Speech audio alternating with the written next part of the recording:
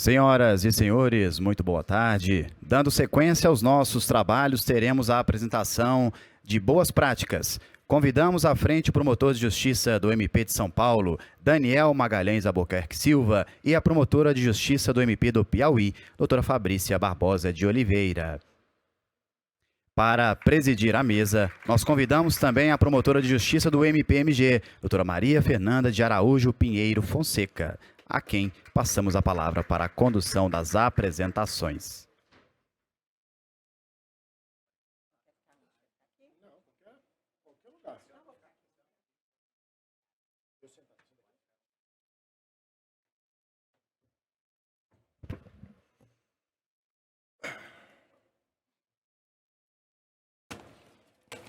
Tem a palavra, portanto, a nossa presidente de mesa. Ótimo trabalho para todos.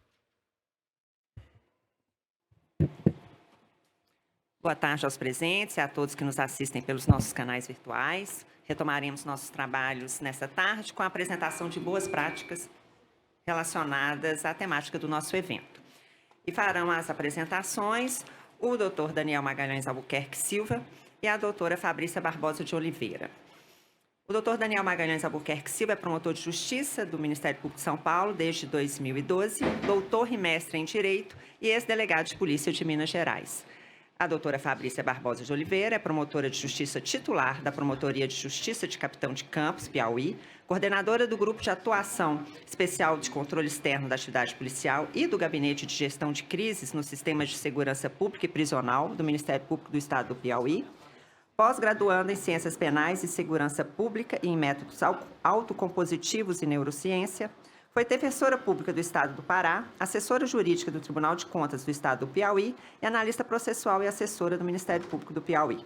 É idealizadora e gestora de 12 iniciativas do Ministério Público do Piauí, premiadas e aprovadas para compor o Banco de Boas Práticas da Comissão do Sistema Prisional, Controle Externo da Atividade Policial e Segurança Pública do Conselho Nacional do Ministério Público.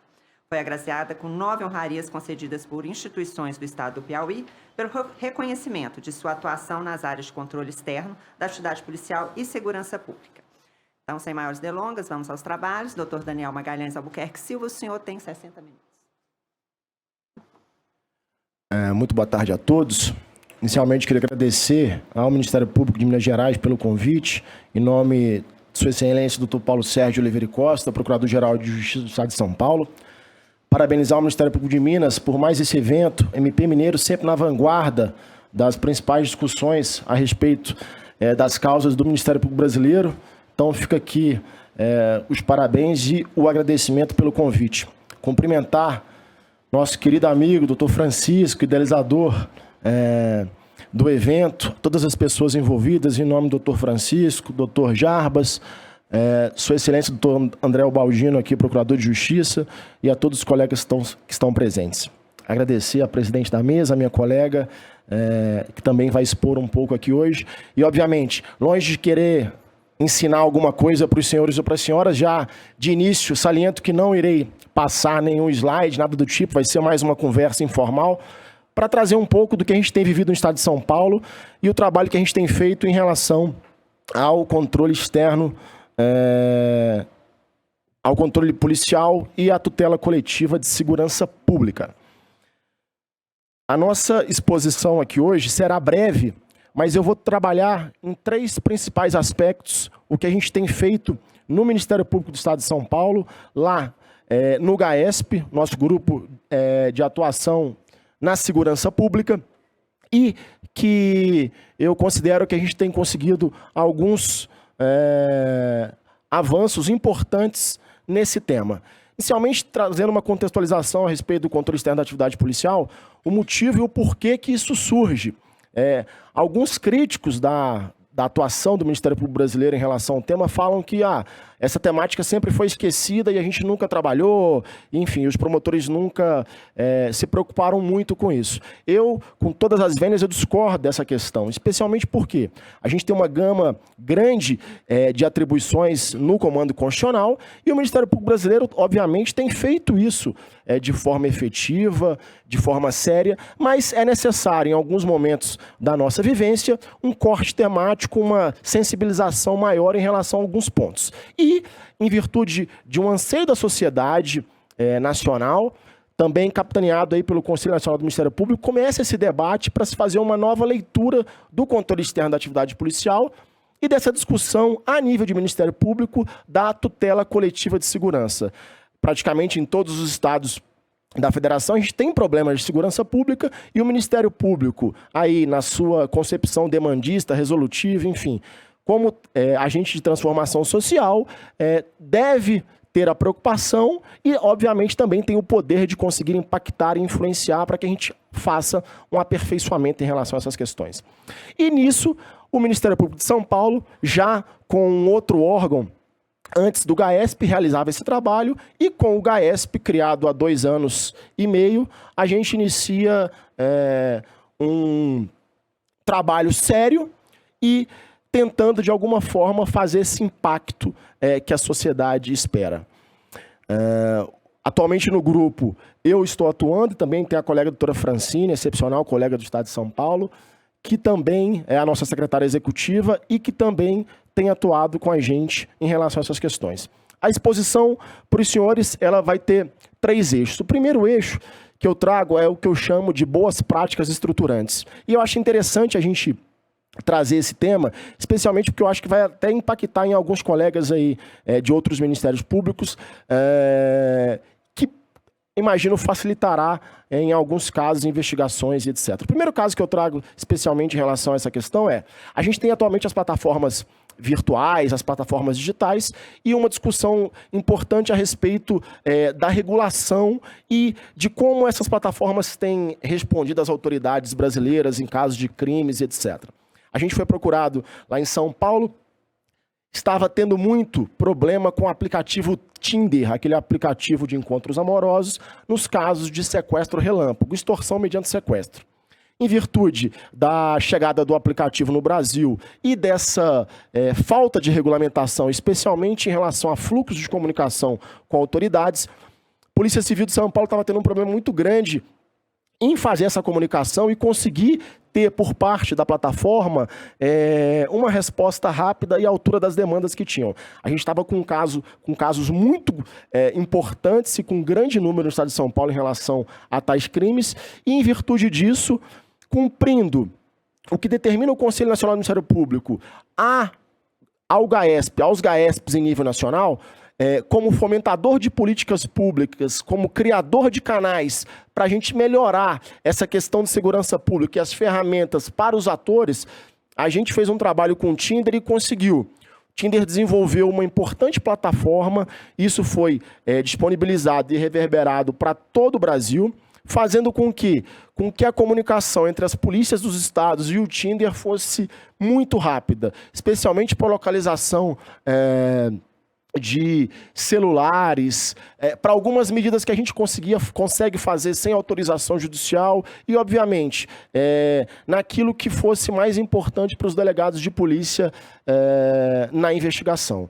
Obviamente, tudo dentro da legalidade, enfim, com todo o contraditório e a ampla defesa nos casos, mas a gente conseguiu que a plataforma fizesse esse códex, que quem entende de informática conhece e sabe. A gente ajudou nesse processo de estruturação, então, atualmente, a gente teve uma questão muito positiva. A gente conseguiu reduzir, a nível de segurança pública, esses casos de extorsão mediante sequestro, com informação para a sociedade, enfim, com um trabalho de conscientização importante, mas também a gente passou a ter que a plataforma, atuando nessa questão também de boas práticas e na política de reputação tão importante hoje a nível de comunicação e de marco regulatório, dentre outras questões, fizesse essa evolução na plataforma para que as autoridades fossem mais bem respondidas e num nível razoável.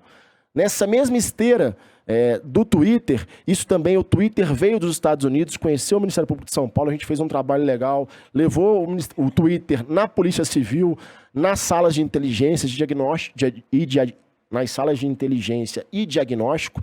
Isso permitiu também que os americanos tivessem a noção da importância dessa comunicação com as autoridades e o que representava em níveis de investigação criminal, esse avanço e essa celeridade nas respostas.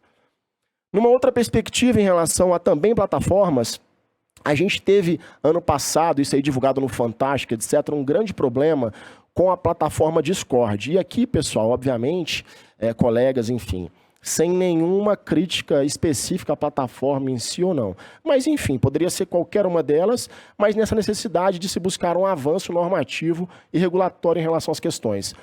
Para quem não conhece a Discord é uma plataforma que permite, como no Google Meets, no Teams, etc., a realização de reuniões, a realização de jogos, etc., só que estava ocorrendo encontros nessas salas de bate-papo e o cometimento dos crimes mais diversos. Isso foi matéria no Fantástico, etc.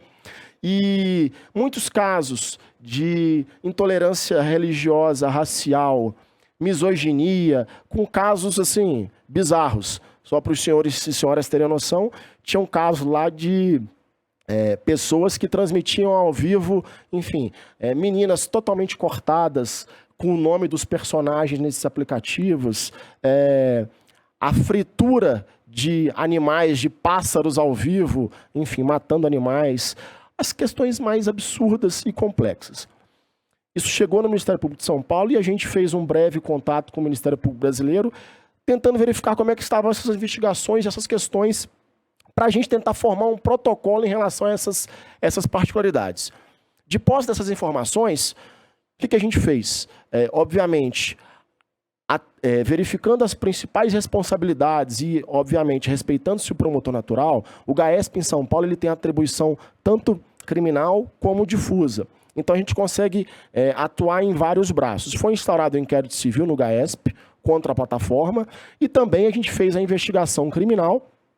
E aí, o procurador-geral à época, doutor Mário Luiz Sarrubo, atualmente o SENASP, secretário nacional de Segurança Pública, ele criou uma força de atuação integrada com vários promotores de justiça que permitiu que a gente fizesse um trabalho coletivo e a gente conseguiu fazer um protocolo de atendimento para que, desde quando essa notícia chegava no Ministério Público de São Paulo, com a criação de um canal divulgado no Fantástico para denúncias, etc., até a gente fazer esse encaminhamento dessas demandas aos CAUs brasileiros, enfim, aos promotores naturais.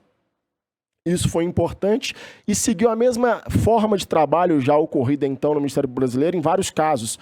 Os colegas de Goiás, enfim, o MP de São Paulo também deu um apoio em relação ao caso João de Deus, nessas demandas que chegavam, nessas denúncias, e a gente criou esse protocolo de atuação e, mais uma vez, pelo princípio da cooperação, disseminando ao Ministério Público Brasileiro e, da mesma forma que fizemos em relação ao Twitter, conseguimos esse avanço. A Discord também criou uma plataforma, um códex em português, para que, caso haja qualquer cometimento de crime ou a necessidade por parte das investigações, por parte dos atores do sistema de justiça, de ter o contato com a plataforma, dessa demanda ser respondida num critério muito rápido. Fizeram a representação nacional da plataforma no Brasil, que era algo que a gente queria muito, e temos visto alguns problemas, especialmente em relação à questão do próprio Twitter, nessas demandas, nessas respostas, nessa necessidade de representante nacional. Isso permitiu um avanço também. Automaticamente, a gente conseguiu fazer cessar esses casos, esses cometimentos de crimes na plataforma e fazendo o trabalho também a nível de GAESP preventivo, especialmente com o quê? Melhorando e aperfeiçoando os canais de denúncia em relação aos usuários da plataforma, fazendo por parte da plataforma e considerando a responsabilidade aí como fornecedor do serviço de fazer uma verificação especial em relação à segurança, a padrões de verificação, a famosa palavra que inclusive o professor aqui anteriormente disse, o accountability da plataforma em relação ao banimento de usuários e etc. Da mesma forma como um Twitter, obviamente, é um trabalho que envolveu zero demanda judicial, envolveu nenhuma ação, mas, enfim, os procedimentos administrativos que a gente possui dentro do Ministério Público de São Paulo e também reuniões, conversas, a gente conseguiu chegar nesse consenso. O inquérito civil contra o Twitter foi arquivado e as pessoas que cometeram crimes estão respondendo, enfim, tem vários autores presos e etc., estão respondendo aí de acordo com as respectivas imputações. Por que eu quis trazer esses dois casos específicos para mostrar, enfim, para os senhores e senhoras e para o público que nos assiste?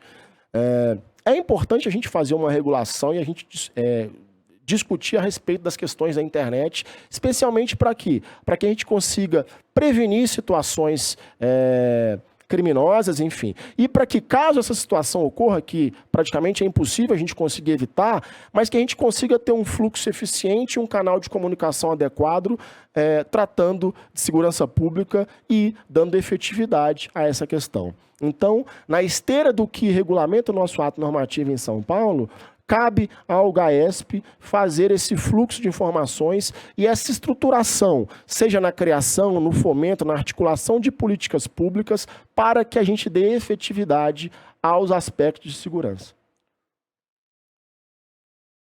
Terceiro ponto que eu queria trabalhar e trazer para os senhores e senhoras diz respeito às famosas câmeras corporais de filmagem, enfim, dos agentes públicos. São Paulo, atualmente, a gente tem aí há quase 5 anos o programa com a Polícia Militar de câmeras corporais. O Estado de São Paulo hoje possui 10 mil câmeras, sendo que a Polícia Militar utiliza essas câmeras no dia a dia, fazendo trabalho constitucional, ostensivo, que lhe é peculiar.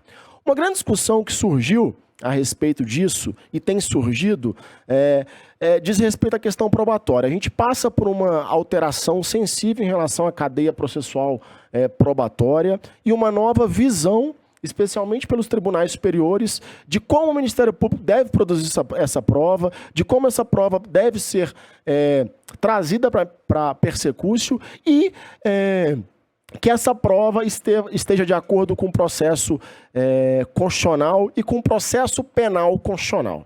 E isso a gente tem debatido em várias questões, seja no avanço do ato de reconhecimento no artigo 226, seja com a introdução de novas ferramentas tecnológicas, utilização de câmeras corporais, utilização de inteligência artificial, dentre uma série de questões. E a temática câmeras corporais é trazida no Estado de São Paulo em 2019, praticamente, através de uma brilhante ação que foi ajuizada pela Promotoria de Direitos Humanos à época e que pedia, dentre várias questões, para que passasse a utilizar câmeras corporais durante as abordagens policiais e etc.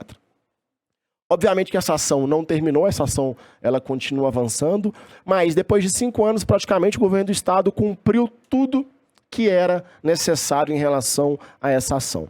Então, como é que funciona hoje a nível de São Paulo? E aqui, também fazendo uma autocrítica ao Ministério Público Brasileiro, é necessário que a gente debata esse assunto sem nenhum viés ideológico, porque parece que, às vezes, se você é favorável à Câmara, você é de direita, esquerda, centro. Se você é contra, você é de direita, esquerda, centro. Enfim, e não é isso que a gente deve, não é essa atuação que a gente deve pautar. No Estado de São Paulo, a utilização de câmeras, isso já é passado, isso já está pacificado. São Paulo utiliza câmeras, São Paulo avança em relação às câmeras, e é em virtude disso que o Ministério Público, GAESP, tinha e tem um procedimento para fazer esse acompanhamento dessa importante política pública em relação às câmeras corporais. São Paulo é o maior estado da federação, 90 mil policiais militares e São Paulo ele traz essa implantação sendo um dos primeiros estados do Brasil a fazer isso de maneira efetiva e contundente, dando uma importante resposta para os atores processuais e dando uma importante resposta para a sociedade, ou seja, a tecnologia chegou e vai ser utilizada. Pausa nessa questão.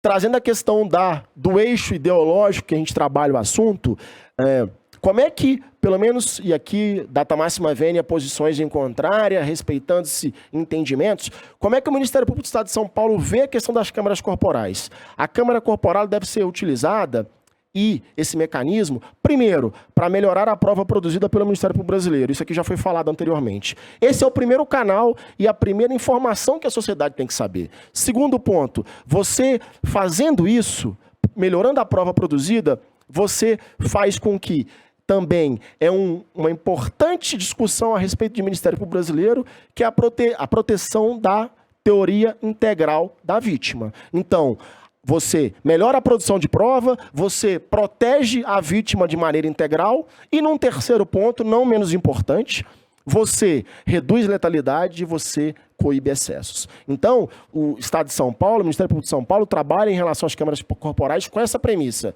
Olha, e aqui é um importante discurso também para que o próprio policial, seja militar, civil, a própria GCM, e tem alguns guardas aqui presentes, entendam essa questão. Muito se discute, obviamente, no campo da imprensa e também na academia, sobre essa necessidade. Olha, é necessário usar a câmera, mas por que é necessário usar a câmera? Vai reduzir letalidade? É só para redução de letalidade? Não é, etc.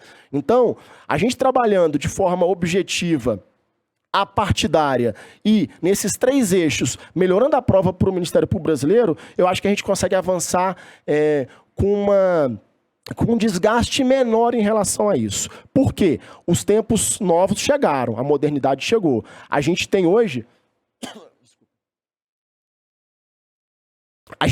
inúmeros casos com o STJ, e obviamente com todo respeito aos ministros, tem anulado questões e ações do Ministério Público Brasileiro de diversos aspectos em relação a várias questões. Então, assim, o que a gente vai continuar fazendo como Ministério Público? Batendo na tecla, jogando a responsabilidade para os tribunais superiores e falando, olha, a gente prende e os tribunais não fazem nada, ou soltam, etc.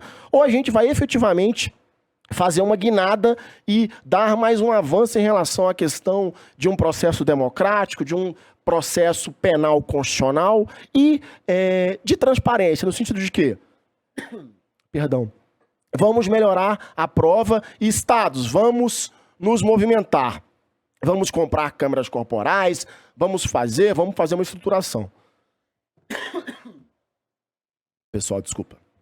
Isso é o calor de BH. Estava falando com a Mariana, minha colega de polícia.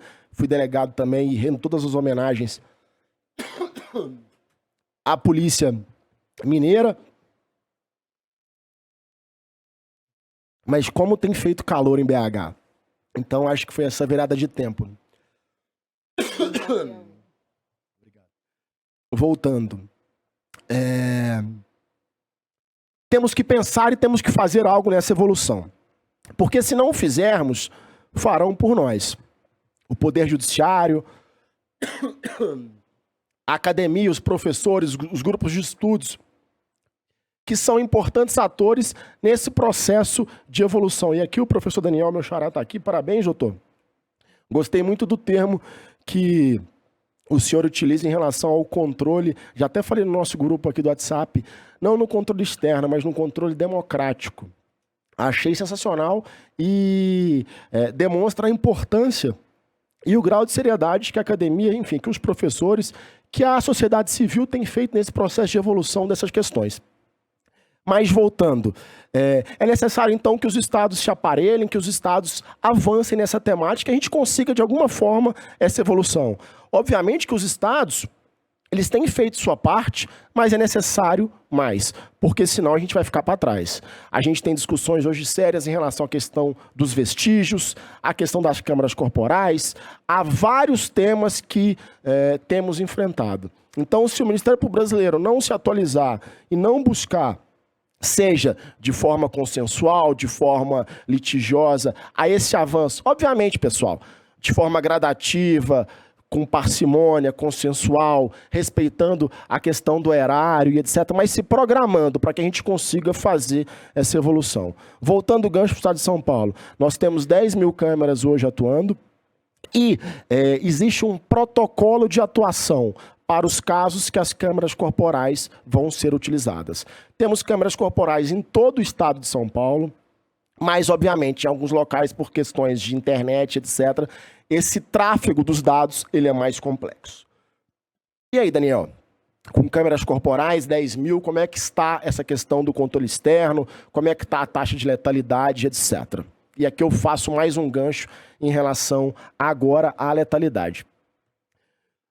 Como é que o Ministério Público de São Paulo tem trabalhado em relação à questão da letalidade? Que, obviamente, está ligado naquele eixo que eu falei em relação à questão das câmaras corporais, de redução de letalidade, redução dos abusos.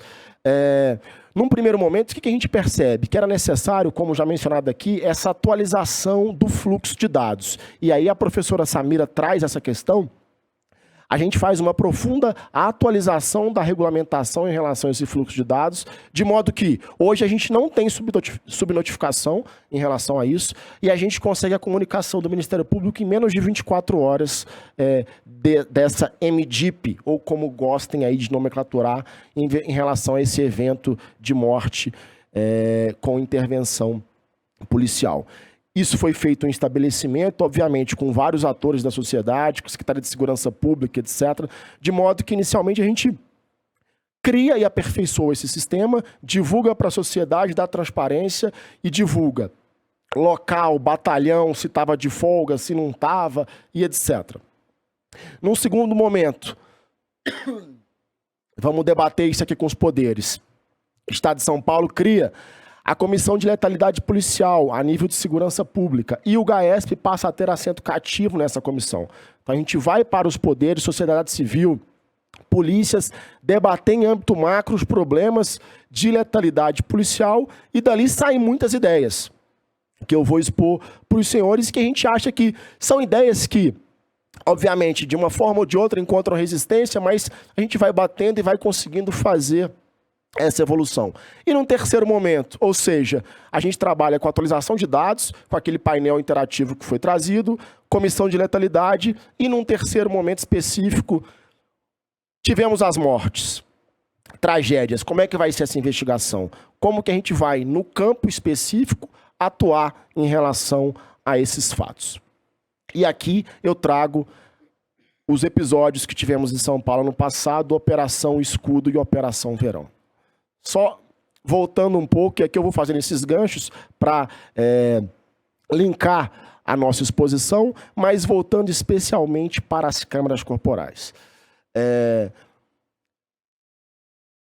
As câmeras vão avançando no estado de São Paulo, a gente avança com a questão das armas não letais, etc. Só que a gente é comunicado pelo governo do estado, nesse ano, na verdade, que haveria uma alteração em relação à metodologia de câmeras corporais, com um aperfeiçoamento feito pelo Estado. Havia necessidade de uma nova licitação para esse fornecimento dessas câmeras, e, considerando que o contrato era antigo, o preço era muito caro, estava muito caro. E aí, o que a polícia propõe? Na verdade, o que o governo do Estado propõe? E comunica ao Ministério Público que a gente passa a trabalhar de modo a verificar se seria possível ou não esse aperfeiçoamento.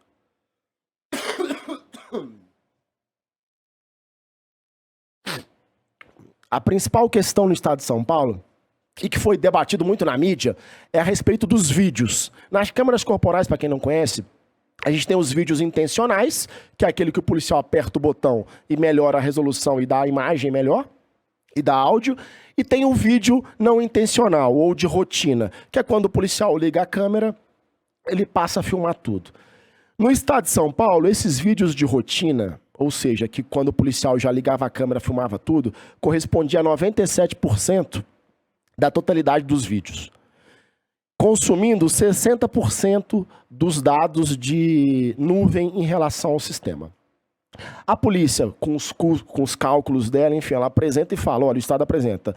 É necessário fazer uma alteração em relação a isso, porque a gente tem que aproveitar melhor esse dinheiro e esses dados que não estão sendo utilizados muito, porque o que importa, na grande maioria das vezes, é o vídeo intencional, que é aquele que tem áudio, etc.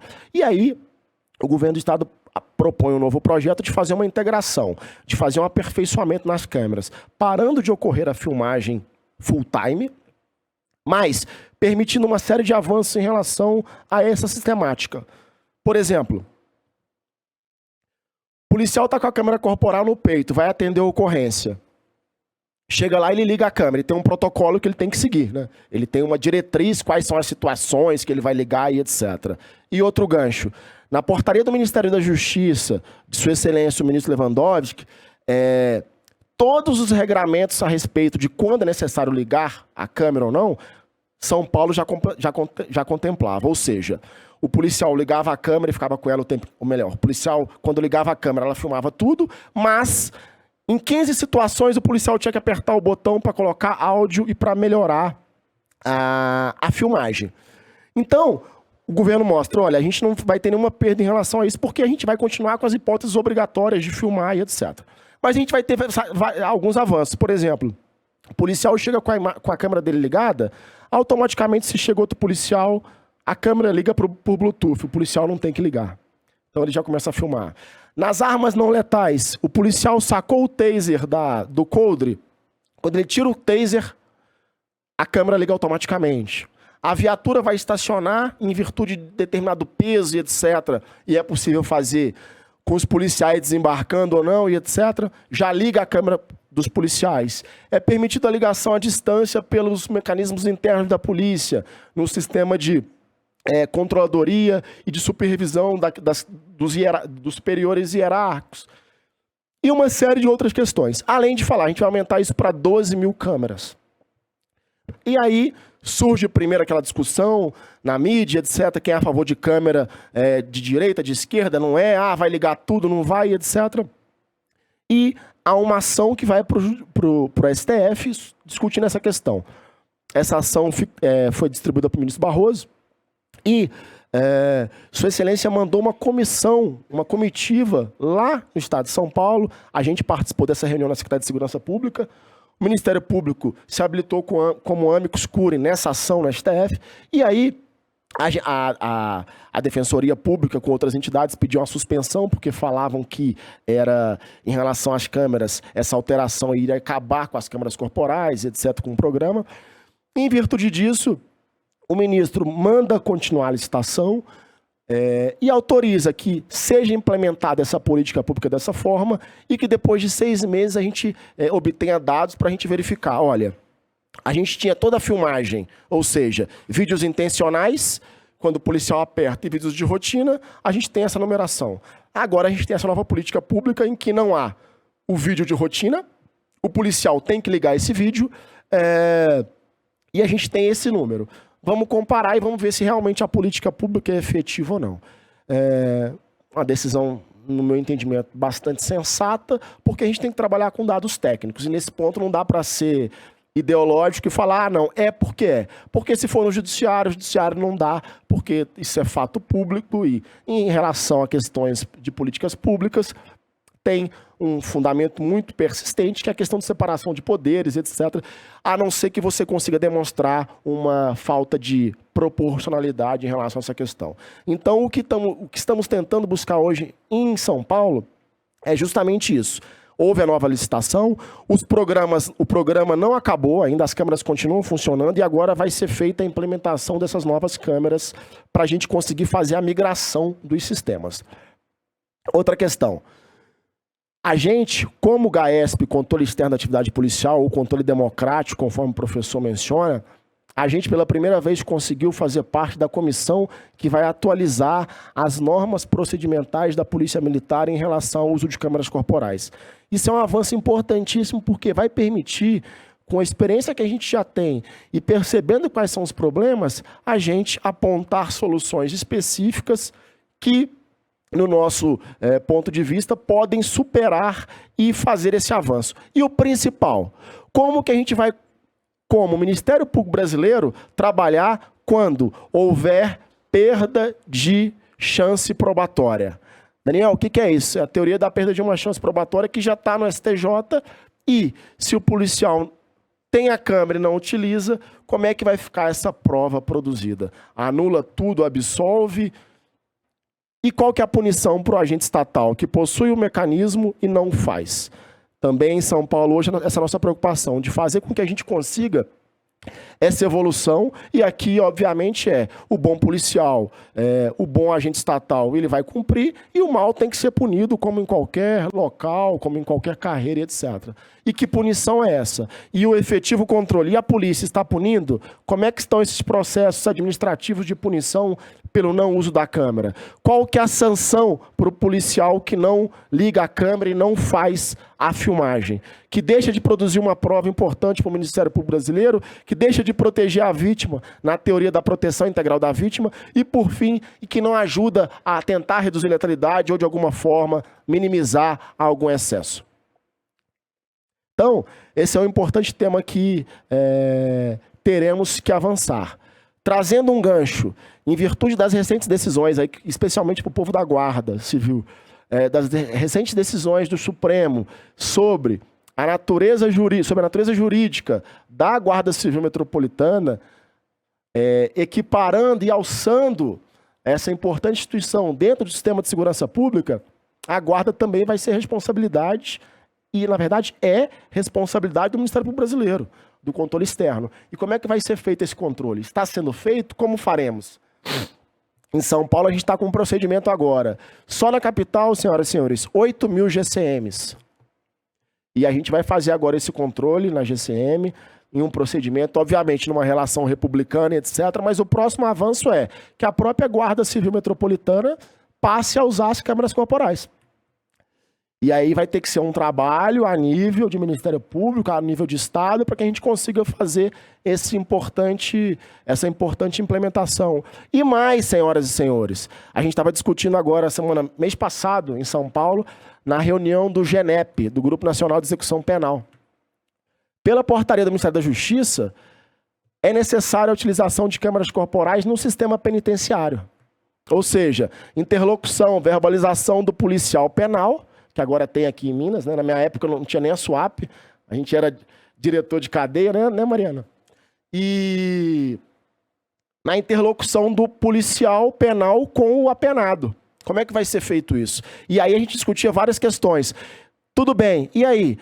Vai ser utilizada essa câmera corporal na avaliação de eventual falta grave, de eventual xingamento que o apenado fala para o policial penal e que gera um processo administrativo e consequências na execução penal, regressão, perda dos dias, etc. E se ele não tiver essa câmera, vai fazer o quê? Vai dar o direito a ele, ponto final? Que as discussões que a gente tem especialmente, faz, não faz livramento, exame criminológico por livramento condicional e etc, etc. E várias pautas que a gente tem. Como é que está meu tempo aí? Depois me corta, viu? Perfeito. Então, assim, para os senhores e senhoras... obrigado. Para os senhores e senhoras perceberem... Tá, obrigado. Para os senhores e senhoras perceberem como essa discussão é importante, a gente vai ter que se movimentar. Especialmente agora considerando a chegada da Guarda e essa superação, se a Guarda poderia ou não poderia ajudar no patrulhamento, etc. Enfim, essa grande questão. Voltando no último ponto a respeito dessa questão de letalidade policial. Em virtude dos episódios que tivemos no estado de São Paulo, ano passado, para os senhores terem noção, ano passado foi bastante divulgado no litoral paulista, a morte de um policial militar e depois disso houve uma operação denominada Operação Escudo. Essa operação é feita pela Polícia Militar e a nomenclatura é essa mesma, Operação Escudo, sempre que há morte de alguma autoridade pública. E essa operação ocorreu em agosto, setembro de 2023, e depois, entre novembro de 2023 e fevereiro de 2024, a Operação Verão, que sempre é feita na Baixada do Estado de São Paulo, no litoral, para, enfim, em virtude do aumento de pessoas e etc., para que haja uma atuação mais ostensiva da polícia nesse local. Em virtude dessas operações, tivemos quase 80 mortes. E aí, os números de São Paulo, que até então estavam, vamos dizer assim, um pouco mais controlados, aumentaram e, mais uma vez, discussão ideológica. O governo é de direita ou de esquerda, é de centro, esse governo mata, esse governo não mata, etc. E, obviamente, como uma necessidade de dar uma resposta efetiva às famílias do que aconteceu e à própria sociedade, as investigações começaram. A princípio, as investigações em inquéritos policiais militares, mas, considerando as recentes decisões que o Brasil tem sofrido nos organismos internacionais, e até aqui o professor Mazzuoli trouxe algumas dessas decisões nesse evento, e até mesmo em virtude de um movimento que existe no Conselho Nacional do Ministério Público para que, em casos de mortes decorrentes de intervenção policial, o Ministério Público assuma o protagonismo da investigação, notadamente porque possui o poder de investigação, o Ministério Público teria que investigar esses casos de forma complementar. Então, essa é uma discussão que existe no Conselho Nacional, mas, em virtude disso, como forma de dar uma resposta efetiva da sociedade bandeirante ao Brasil, o Ministério Público de São Paulo fez um procedimento de investigação criminal, um PIC para cada morte. E aí a gente começou uma investigação via Ministério Público. A gente entregou, e o GAESP faz parte disso, eu faço parte disso também, a gente entregou agora a Operação Escudo. Acabamos. Foram 4 denúncias e 27, 28 arquivamentos em que a gente verificou que realmente estava ali amparada e havia causa de excludente da ilicitude em virtude de confrontos e etc. Nesse processo, a gente fez quase 100 oitivas de pessoas, interrogatórios. O Ministério Público de São Paulo, pelo laboratório e pelo setor de perícia, a gente produziu perícias complementares, etc. E a gente conseguiu... E até uma questão importante ser trazida, nós oferecemos denúncias em casos em que havia câmeras ligadas, em casos em que não havia câmera ligada, em casos que não tinha câmera porque estava descarregada. E demos essa importante resposta à sociedade paulista do que aconteceu e mostrando que o Ministério Público pode fazer uma investigação, deve fazer uma investigação, auxiliando nesses casos, para que a gente consiga, de alguma forma, fomentar e, em âmbito macro, trazendo esses dados, propor algo além a nível de redução. De forma concomitante, foram instaurados inquéritos civis para a gente apurar, obviamente, em âmbito difuso, eventuais responsabilidades, etc. Entregamos a Operação Escudo com menos de um ano das mortes, com as denúncias e com os arquivamentos. E agora estamos trabalhando na Operação Verão, que findou agora em fevereiro de 2024. A gente espera, até, se tudo der certo, aí o início do ano que vem também encerrar a Operação Verão. O que é importante dessa questão? Primeiro, a nível de letalidade policial, de controle externo, a gente fazer com que o Ministério Público investigue essas questões. E aqui, pessoal, obviamente, sem duvidar da investigação que é feita pela Polícia Civil, pelo inquérito policial militar, de forma alguma. Elas são complementares, mas o principal argumento a nível de Ministério Público e de quem nos critica é, olha, o Ministério Público briga tanto para ter a investigação, o poder de investigação, mas por que ele não quer investigar nos casos de morte decorrente de intervenção policial? Os GAECos investigam, várias promotorias, vários grupos, etc. Enfim. E por que não faz essa investigação, especialmente quando se tem morte de decorrência de intervenção policial? Nós sabemos dos problemas existentes nas polícias, do déficit, etc. Então, é uma política que agora a gente está desenvolvendo, que a sociedade viu essa necessidade e que, em virtude do passar do tempo, pode acontecer com que não haja mais essa necessidade dessa atuação tão específica do Ministério Público. Mas a nível de sociedade e dessa discussão, prende muito, mata muito, prende pouco, aonde que o Ministério Público brasileiro vai se portar nessa questão? Em âmbito macro, a gente entrega as operações, entrega os PICs, denúncias e arquivamentos, só que a gente pega essa importante tragédia ocorrida no estado de São Paulo para trazer e para a gente trabalhar em nível preventivo.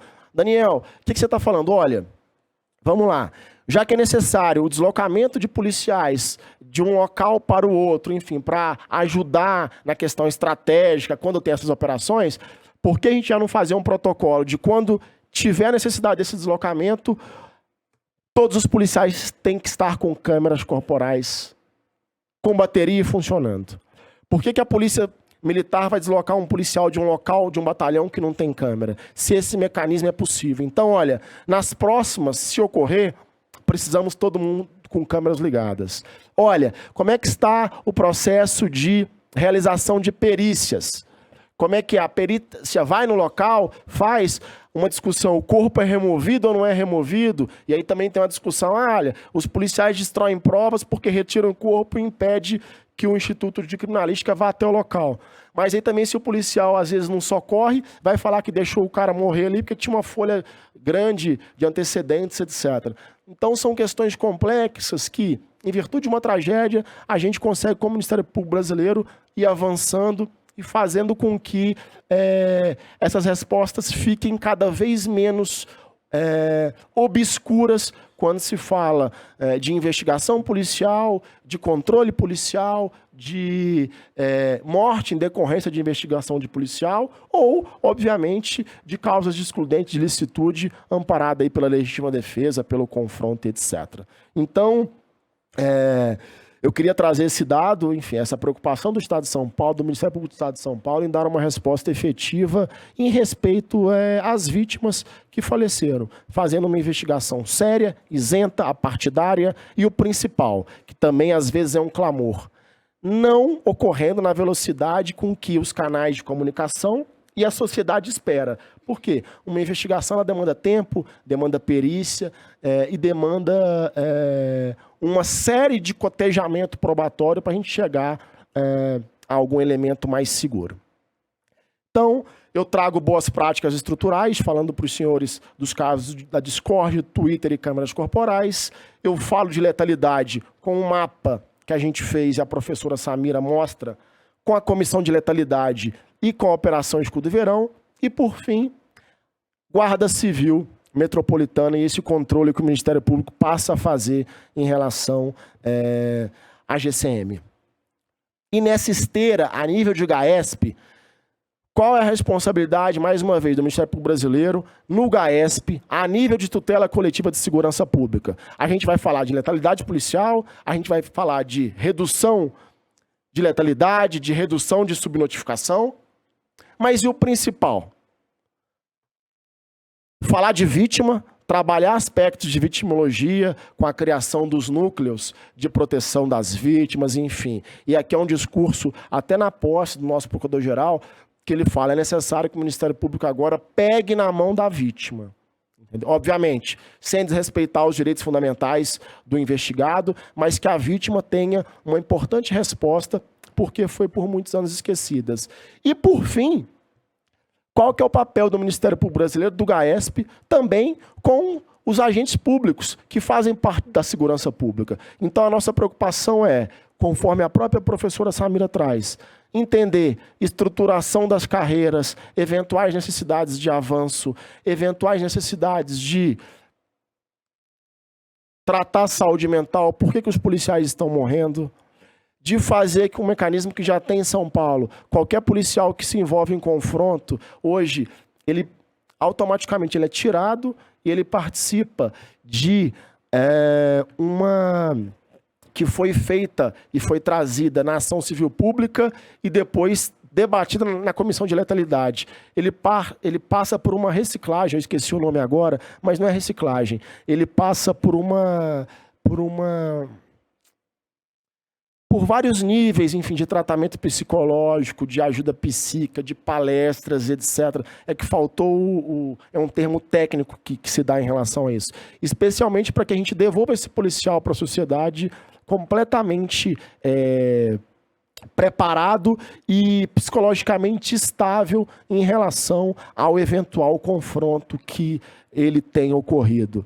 Mais uma questão, como está a Guarda Civil Metropolitana em âmbito estratégico, operacional, controladoria? Como é que a controladoria da Guarda Civil, como é que isso é feito? Quantas pessoas a gente tem efetivamente na Guarda Civil Metropolitana nos órgãos de comando, que são da carreira ou que são agentes externos? Para que a gente não crie, e é uma preocupação quando se fala de Guarda Civil Metropolitana, dado a ligação com o Poder Executivo, em cada município brasileiro, uma Guarda Civil Metropolitana do prefeito municipal, para que ocorra perseguição e etc. Então, a gente tem que padronizar essa situação. Obviamente, a gente tem em relação às guardas, as legislações federais e etc., mas tem que ter um olhar muito específico, uma sensibilidade muito grande por parte do MP nesse controle, para ajudar a guarda cada vez mais se estruturar, para ajudar a guarda cada vez mais continuar entregando o serviço de qualidade que a Guarda Civil Metropolitana de todos os estados fazem, juntamente e articulando e ajudando a Polícia Civil, a Polícia Militar a investigar, enfim, cada um no seu eixo constitucional. Caros colegas, senhoras e senhores, enfim, eram essas breves considerações que eu queria trazer a nível de boa prática para os senhores. Dizer que o GAESP de São Paulo está completamente à disposição. Já recebemos aqui o nosso mestre no assunto, o colega Francisco, que foi nos visitar, enfim. Estamos à disposição. Temos interesse em vários projetos que os senhores e senhoras têm feito pelo Brasil. E para quem nos assiste, que, enfim, a sociedade civil, continue participando dos debates, continue ajudando o Ministério Público Brasileiro a avançar cada vez mais nesse ponto, para que daqui a alguns anos a gente supere esse tabu e essa necessidade específica de se olhar para o controle externo da atividade policial, como é olhado hoje. Para que daqui a alguns anos a gente consiga pensar outro tema e falar, olha, Ministério Público Brasileiro, é necessário agora, nesse momento, uma atuação específica em relação a tal demanda ou, enfim, em relação a tal problema. Gostaria de finalizar agradecendo mais uma vez o convite, dizer que é uma honra estar aqui. Eu fui estagiário do Ministério Público também. E minha querida mãe foi promotora de justiça aqui por 2 anos, antes de ir para a magistratura, então isso em 1986. Então, eu vivi muito o Ministério Público em casa, gosto muito da instituição, tenho vários amigos e fico muito feliz que o Ministério Público Mineiro esteja tão preocupado com um tema tão importante e que vai repercutir tanto na sociedade nacional, que é a respeito desse efetivo controle. Muito obrigado.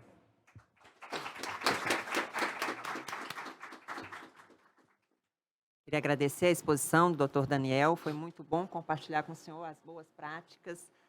O modelo das câmaras implementado no Estado de São Paulo é um modelo a ser seguido pelo país inteiro. Tenho certeza que a atuação do Ministério Público foi protagonista nesse desenvolvimento desse modelo. E Minas Gerais tem muito que aprender. Nós, assim, realmente saímos daqui já com mais conhecimento para aprimorar a nossa atuação e seguir o modelo de São Paulo nessa questão das câmaras corporais. Agradeço. Vou passar a palavra para a doutora Fabrícia, que tem 60 minutos para a sua exposição. Eu pedi para o pessoal do apoio técnico ligar o projetor, por favor. Eu já inicio aqui agradecendo e parabenizando o doutor Francisco pelo evento e pela oportunidade de o Ministério Público do Estado do Piauí estar aqui hoje compartilhando as práticas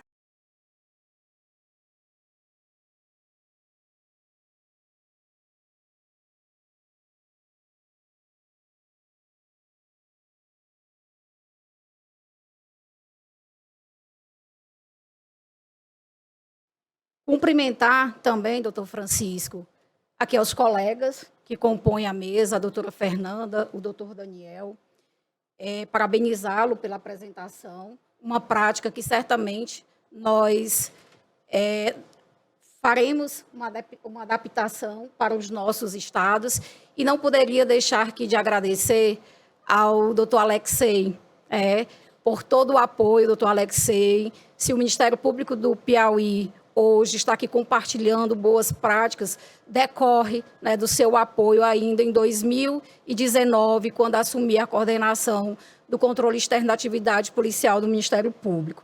Vou cumprimentar os demais colegas, em nome do doutor Marcos Amorim, representando aqui a Comissão do Controle Externo da Atividade Policial do Conselho Nacional, e vejo aqui muitos integrantes das forças de segurança. Cumprimento a todos vocês, todos os homens e mulheres que compõem essas forças, as forças de segurança, meu respeito e minha admiração por cada um de vocês. Quando o doutor Francisco nos convidou para estar aqui hoje compartilhando as boas práticas do Ministério Público, confesso que fiquei um pouco em dúvida do que apresentar, o que pode ser replicado para todos os estados, mas a minha preocupação foi de apresentar boas práticas que em decorrência da nossa atividade ordinária, regular, das visitas técnicas, aquilo que a gente, no nosso dia a dia, a gente se depara com problemas estruturantes de décadas e que nós não conseguimos nos articular para resolver esses problemas. Então, aqui hoje, eu vou apresentar, só pedir o passador para colocar aqui, facilitar, o projeto Incinerar Mais, um dos vários projetos que o Ministério Público do Estado do Piauí ele desenvolveu e que já tem, sim, resultados práticos, que já está na nossa rotina de trabalho e ele decorre do quê? Das nossas constatações das visitas técnicas. Então, o projeto Incinerar Mais, ele decorre de uma atuação institucional e interinstitucional.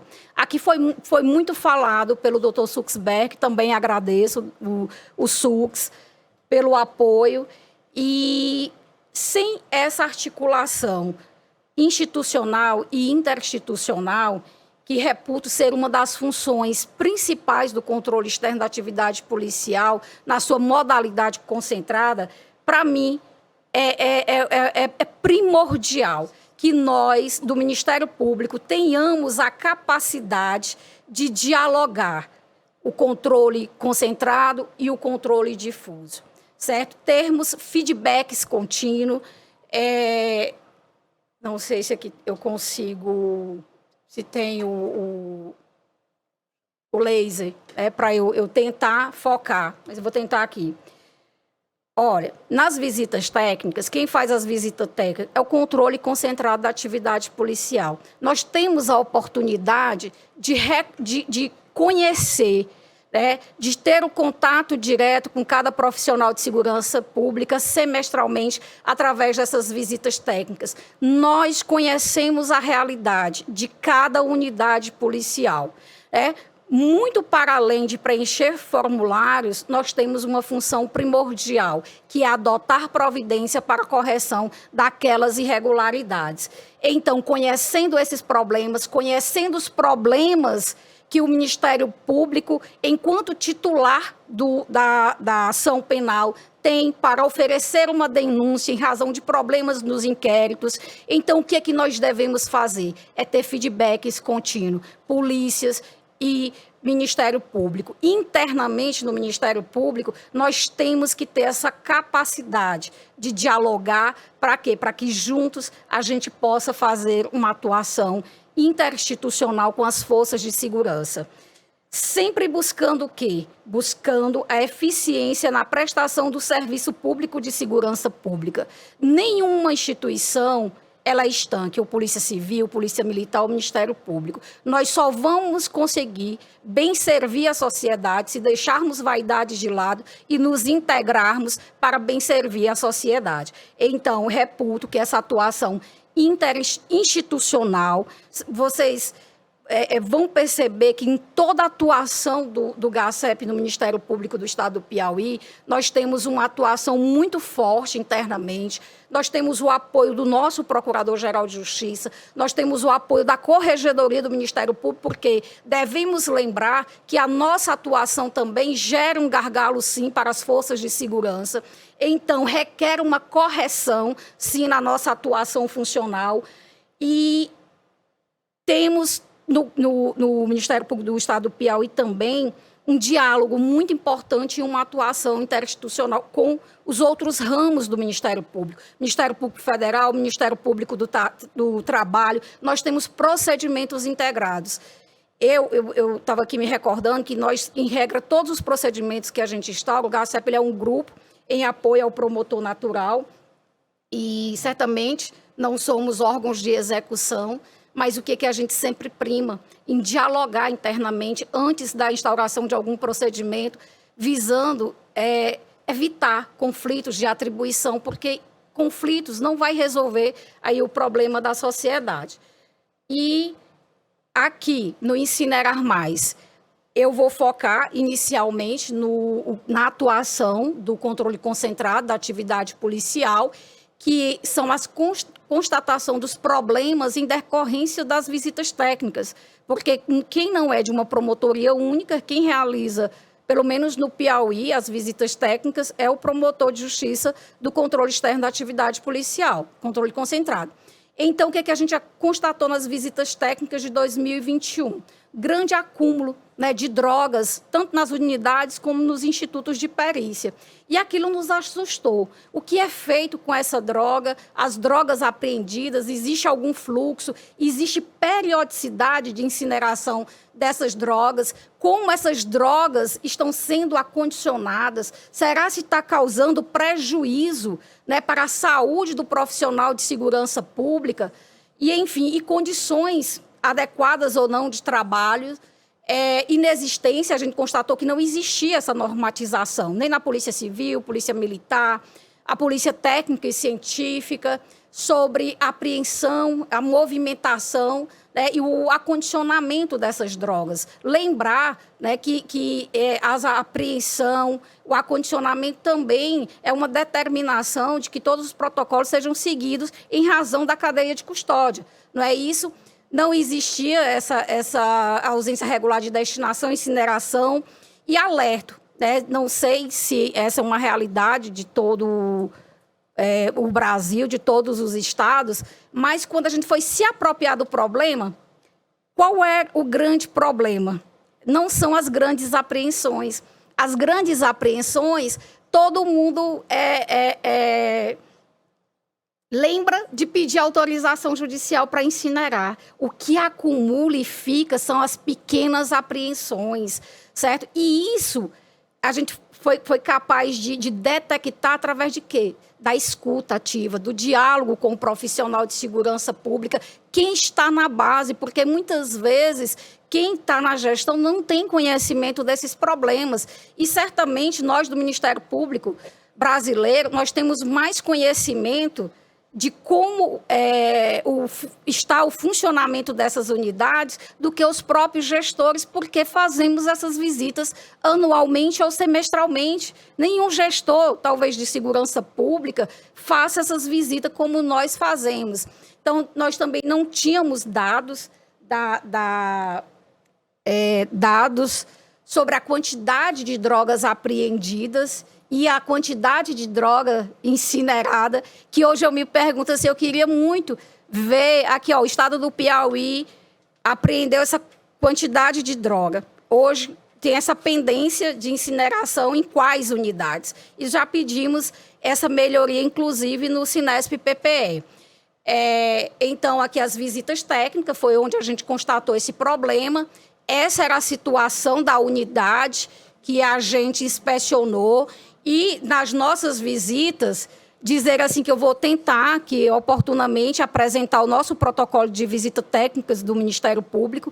Não optei por esse projeto em específico, porque componho também o grupo de trabalho da comissão do Conselho Nacional, e vai sair um manual com todas essas diretrizes, baseado um pouco, muito com base na atuação do Ministério Público do Estado do Piauí. Então, como vai ser lançado, vai ter essa reformulação, eu optei por não trazer ainda essa apresentação.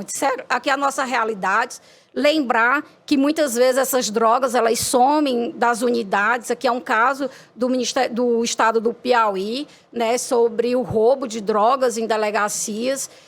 Dizer que todos os projetos do GACEP, ele tem um alinhamento estratégico com o plano, com o planejamento estratégico do próprio Conselho Nacional, com o nosso plano estratégico do Ministério Público de 2022 a 2019. Então, é uma atuação que ela é articulada no Ministério Público do Estado do Piauí. Vocês vão ver que esse é um projeto que não é um projeto do GACEP, é um projeto do Ministério Público do Estado do Piauí, que todo promotor de justiça que atua na área criminal, ele adere e executa esse projeto.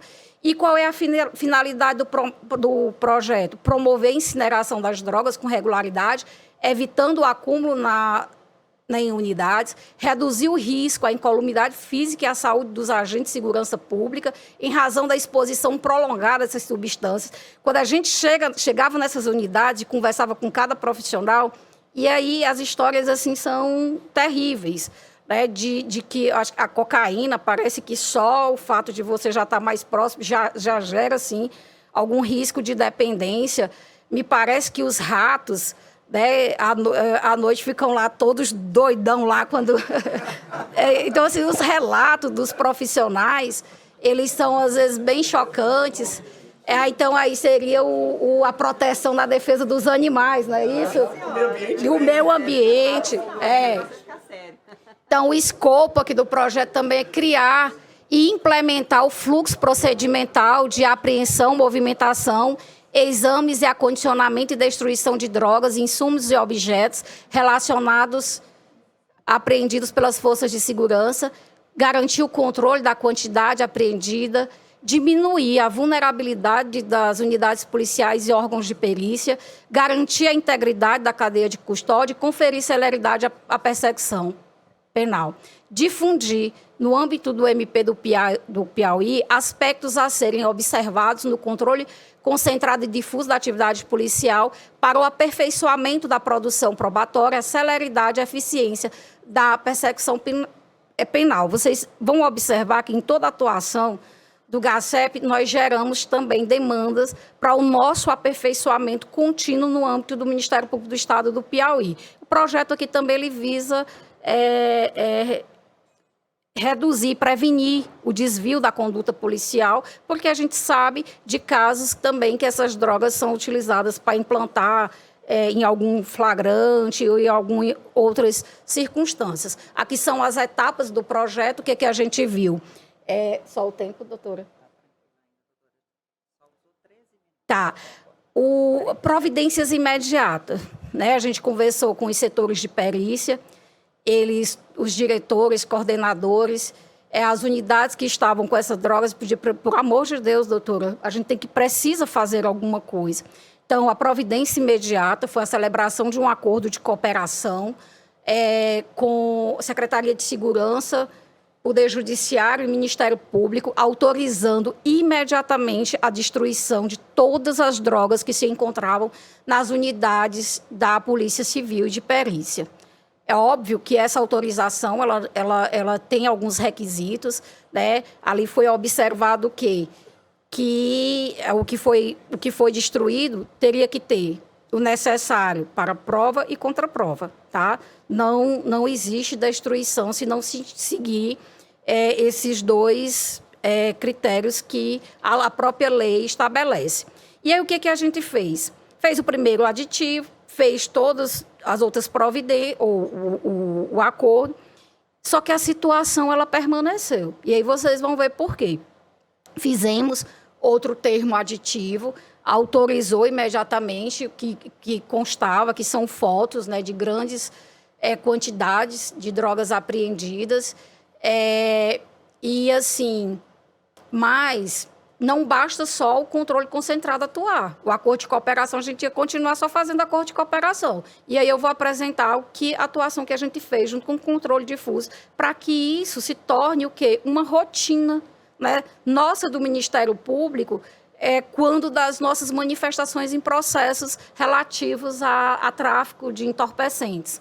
Aqui é um exemplo de como a gente utilizou esse acordo de cooperação. Aqui é um item específico de um relatório de visita técnica, que nós fomos numa unidade da Polícia Civil, de uma cidade do Piauí, chamada Barras, e vou mostrar o relatório depois, fizemos essa constatação. Então, a gente já fala do acordo de cooperação técnica, seguindo o protocolo, já autoriza imediatamente a destruição. Aqui é a utilização prática do acordo de cooperação. O que a gente viu? Né? A gente viu o problema. E o que fazer?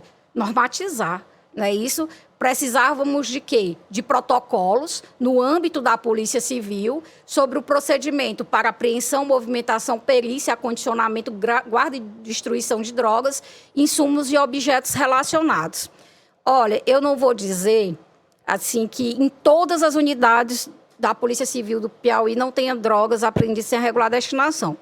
Mas o que eu vou dizer para vocês? Pode até existir, mas todo mundo hoje sabe o que fazer. Por quê? Porque esses protocolos, eles funcionam. O protocolo aqui da perícia, que é o POP de amostragem de substâncias encaminhada para o exame no âmbito do Departamento de Polícia Técnica e Científica do Piauí, a fim de que sejam realizados testes de identificação, tanto da constatação como os definitivos. Então, esses protocolos também foram difundidos no âmbito do Polícia Civil e no âmbito da perícia. E foi elegida ali uma unidade da Polícia Civil responsável, né, por incinerar as grandes apreensões. Por quê? Porque muitas vezes uma unidade do interior ela não faz, em regra, essas grandes apreensões, não vai ter expertise de o que fazer, como fazer para transportar uma quantidade dessa. A nossa preocupação e uma reclamação era o quê? Quando nós tínhamos só o ICRIM, a perícia funcionava em Teresina, como seria o transporte dessa droga do interior, vai para a perícia, o perigo para voltar, porque que não incinera lá no local que foi realizado, qual a quantidade que é necessária, né, diante de uma grande apreensão, para nós termos a prova, a contraprova, para o exame definitivo. Então, isso está tudo normatizado em protocolos amplamente difundidos, com a capacitação já estabelecida. Dizer que, quando do ingresso desses profissionais nos cursos de formação, essas normas já são, esses protocolos já são repassados para todos os profissionais que ingressam ali no âmbito da Polícia Civil e também da perícia do Estado. Então, hoje, esse fluxo ele já está estabelecido. Dizer que normas, não só no âmbito da polícia, mas impacta muito também a atuação do Poder Judiciário, né? Então, esse provimento de 2023, nós tínhamos outros provimentos, foram reformulados, que também já traz essas normativas e a obrigatoriedade para que também o Poder Judiciário observe os prazos. Naquele primeiro acordo de cooperação, a gente tinha colocado o quê? Que, quando da homologação do flagrante, já estava presumida a autorização para incinerar. Desde o quê? A material reservado para a prova e a contraprova, para a gente não ter prejuízo para a prova, para a materialidade daquele delito. O judiciário se insurgiu e disse que não, que era obrigatório a manifestação expressa do Poder Judiciário. E aí nós colocamos o quê? Tudo bem, pois então que o judiciário também cumpra o prazo de 10 dias em caso de flagrante e em 30 dias em caso da não ocorrência do flagrante. E aí, com base nessas normas, a nossa Corregedoria do Ministério Público, junto com o Procurador-Geral de Justiça, expediu uma recomendação a todos os promotores de justiça que provoquem o Poder Judiciário para que conceda essas autorizações imediatamente, né, para incinerar essas drogas. E aqui nós temos a recomendação, eu acho que eu passei o artigo 1º, certo? O artigo 2º, ele fala expressamente das portarias, dos protocolos já instituídos. A gente ainda fazia referência ao acordo de cooperação, certo? Mas agora já existe existe o próprio provimento, mas, assim, dizer que, posteriormente à celebração, a gente constatou também drogas nos batalhões em razão da lavratura dos TCOs. E aí vai gerar outro problema em razão da decisão do STF. Esse acordo vai ser renovado, não vai ser renovado, vai ser feito outro agora para poder incluir essa situação da Polícia Militar. A criação, outro, o que a gente viu? Tá certo, a norma está feita, a gente precisa fazer o que agora? Criar mecanismos, né, de controle para aferir e para que essas situações não passem despercebidas. Então, o que a gente demandou oficialmente? Que no Cinesp tem uma funcionalidade que se eu tenho um auto de apreensão de drogas, obrigatoriamente ele vai ter que colocar o auto de incineração. E o que é que eu quero? Eu quero um filtro. Eu vou fazer uma inspeção na unidade, eu quero com o filtro saber a quantidade de droga apreendida e o que está pendente de incineração. Por que está pendente de incineração? Certo? Então, não está feito, mas vai ser feito, tá? Já foi, isso que é oficiado para a SSP, a SSP do Piauí demanda a Senasp e essa funcionalidade ela vai ser feita, tá? Outra coisa, a perícia, né? A perícia tinha alguns filtros para quantificar a massa e o tipo, espécie de drogas periciadas, mas não era obrigatório. Então, foi implementado melhorias no sistema da perícia, tornando o quê? Obrigatório, é obrigatório essa quantidade e o tipo de droga. Eu estou com esses relatórios atualizados até 2024. E, assim, são dados e que nos surpreendem. Isso aqui, inclusive, para a própria gestão aí das forças de segurança. Aí é o tipo, qual o tipo de droga que mais apreende, que é mais periciado. E o que a gente viu? Olha, está normatizado, tem provimento, mas não só nesse projeto, mas como veículos, armas de fogo, vestígios, fianças, pelo menos no estado do Piauí, a gente vê que todos esses objetos, eles se amontoam, né, nas unidades policial. E a gente foi pensar, né, olha, a droga, a incineração, se está na unidade é por quê? Falta decisão judicial. É muito mais uma providência do Ministério Público, nosso, e do Poder Judiciário. As armas também, sem as regular destinação nessas unidades. Nós temos normativo imenso, não é isso, sobre apreensão e destinação dessas armas, mas o quê? Em regra, a gente se preocupa com o quê? Com a pena, com o acusado, os acessórios a gente termina esquecendo. Então, foi feita uma mudança no fluxo do PJE criminal no estado do Piauí, porque é o que é possível mudar no Piauí, porque a gestão do PJE é do Conselho Nacional, então foi feita uma movimentação obrigatória.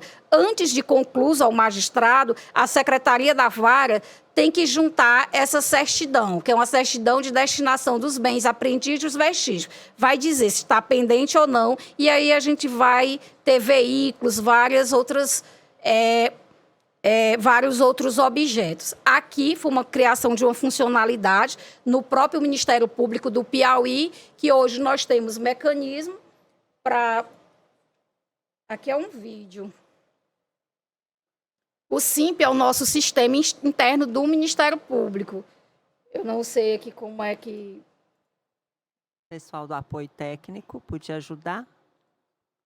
Mas, enfim, é para dizer que, muitas vezes, também a nossa corregedoria, quando faz as visitas nas unidades do Ministério Público, faz as visitas nas unidades policiais. E, muitas vezes, pode se deparar com a situação de veículos apreendidos, drogas apreendidas sem a regular destinação. Então, a corregedoria também é parceira nessa atuação nossa de dizer, colega, nós temos aqui essa situação, o que você tem feito? Então, aqui existe, sim, um filtro em todas as movimentações nossa do MP do Piauí, nas manifestações, tanto judicial quanto extrajudicial, sobre os bens apreendidos no SIMP. Foi uma funcionalidade, inclusive, para nós, do próprio Ministério Público. Resolvemos o quê? Após a normatização, definição dos fluxos, mudanças de sistema, fazer campanhas e capacitações. Essa campanha, junto, fazemos uma segurança pública mais eficiente. Esse é o segundo workshop, porque o primeiro foi sobre as visitas técnicas. Observem que aqui... essas capacitações, nós estamos todos, o Ministério Público, nossa corregedoria, Polícia Civil, Perícia, Corregedoria da Polícia Civil, a responsável pela unidade da Polícia Civil, responsável por essas incinerações, e o Poder Judiciário. Não é isso? Porque só assim, todos nós que integramos o sistema de segurança pública e de justiça, precisamos estar alinhados para bem servir a sociedade. Aqui a campanha, eu tenho os vídeos da campanha, não vai dar para passar, que nós falamos especificamente de como esses protocolos funcionam e o controle difuso. É o que eu disse para vocês, olha, está tudo normatizado, está tudo implementado. Então, o que a gente fez para que cada colega em suas unidades também tenham ali a atenção e que incorporem na nossa rotina de trabalho a respeito do controle difuso, que a atuação nos processos, audiências de custódia, foi o quê? A adesão e execução dos projetos. No Ministério Público do Estado do Piauí, para as promoções e remoções, movimentação na carreira, a adesão e execução dos projetos é um dos requisitos, não é isso? Então, fizemos campanhas para adesões, fazemos workshops periódicos E o que? Nós temos um protocolo de atuação funcional. O que a gente tem que fazer quando nos deparamos, tanto no controle concentrado como no controle difuso, sobre drogas pendentes de incineração, tá? Aqui é o termo de adesão do projeto. Praticamente quem pode aderir, todo promotor de justiça, a gente não colocou só os criminais, porque no Piauí, promotor civil também faz audiência de custódia, faz plantão. Então, a orientação da nossa corregedoria, do Procurador-Geral de Justiça, diz o quê? Se for flagrante, pode pedir autorização para incinerar na audiência de custódia. Alguns magistrados, eles se recusam porque eles falam o quê? Que a audiência de custódia não tem essa finalidade, mas mesmo assim o Ministério Público insiste, porque qual oportunidade o Ministério Público e o magistrado vai ter que autorizar em 10 dias? Porque o auto de prisão em flagrante ele vai, ninguém sabe quando é que volta o inquérito, não é isso? E assim já teria se passado esses 10 dias. Mas o que o Ministério Público também exige é que a autoridade policial faça ou judicial faça essa manifestação conforme prevê a lei, que são 10 dias. E aqui, como comprovar, a comprovação hoje, antes não tinha aquela funcionalidade no SIMP. Antes da funcionalidade, a gente fez aqui para comprovar a adesão, tem as manifestações, também tem as minutas de peça, e era salva numa pasta funcional, mas isso já foi substituído. E assim, dizer o quê? Chamar a atenção, não sei se essa é uma realidade, mas quando a gente vai lá para o projeto que é o periciar, que é em razão às armas, aos veículos, o que a gente observa quando consulta ali a gente vai na por que essa droga está aqui há tanto tempo? Por que essa arma está aqui há tanto tempo sem a regular destinação? A gente pega ali a vinculação, qual é o processo judicial, e muitas vezes aquele processo judicial já transitou em julgado, já foi dado baixa definitiva e não foi dada essa regular destinação. E a gente observou isso especialmente o quê? O arquivamento do inquérito policial por ausência de justa causa, por extinção da punibilidade. Nós nos lembramos da pena, a gente esquece os acessórios ali do que foi apreendido. Então, a gente chama a atenção, porque as consultas que a gente fez, nós tínhamos processos com baixa definitiva há mais de 20 anos, mas o objeto ainda estava na perícia, pendente de regular destinação. Então, no ciente de sentença, e aí, o que a gente tem feito? Em todas essas oportunidades que o Ministério Público tem de se manifestar, oferecer uma denúncia, ciente de sentença, as alegações finais, tem sempre que observar se essas drogas já foram incineradas ou não. E muitas vezes o que está acontecendo? Tem que desarquivar os processos para poder dar essa regular destinação, especialmente no caso das armas de fogo. Nos casos de flagrante, aqui a manifestação, só as minutas, tem a determinação legal, o que não é flagrante, está aí também, a gente já apresenta a minuta ao colega, e como é feito o monitoramento. Nós temos um BI, não é isso, que ainda era da Resolução 20, dos dados do Ministério Público, ou das visitas técnicas do Piauí, tem todos esses módulos aqui, e em cada módulo a gente foi identificando os problemas e tentando corrigir. Esse era o formulário antigo, que tem do depósitos de entorpecentes, então a gente criou o BI, hoje é o novo formulário, traz essas indagações, e nesse item específico, o que a gente constatou? Nosso BI está desatualizado, porque o servidor que fazia morreu e a gente está com a dificuldade com a nossa TI de fazer essa atualização. Mas, enfim, é uma realidade não só do Piauí, infelizmente, com os profissionais de TI, mas a gente já vê que depois de uma atuação, nossos dados eles vão se aprimorando. A ausência de periodicidade, ela diminui, não é isso?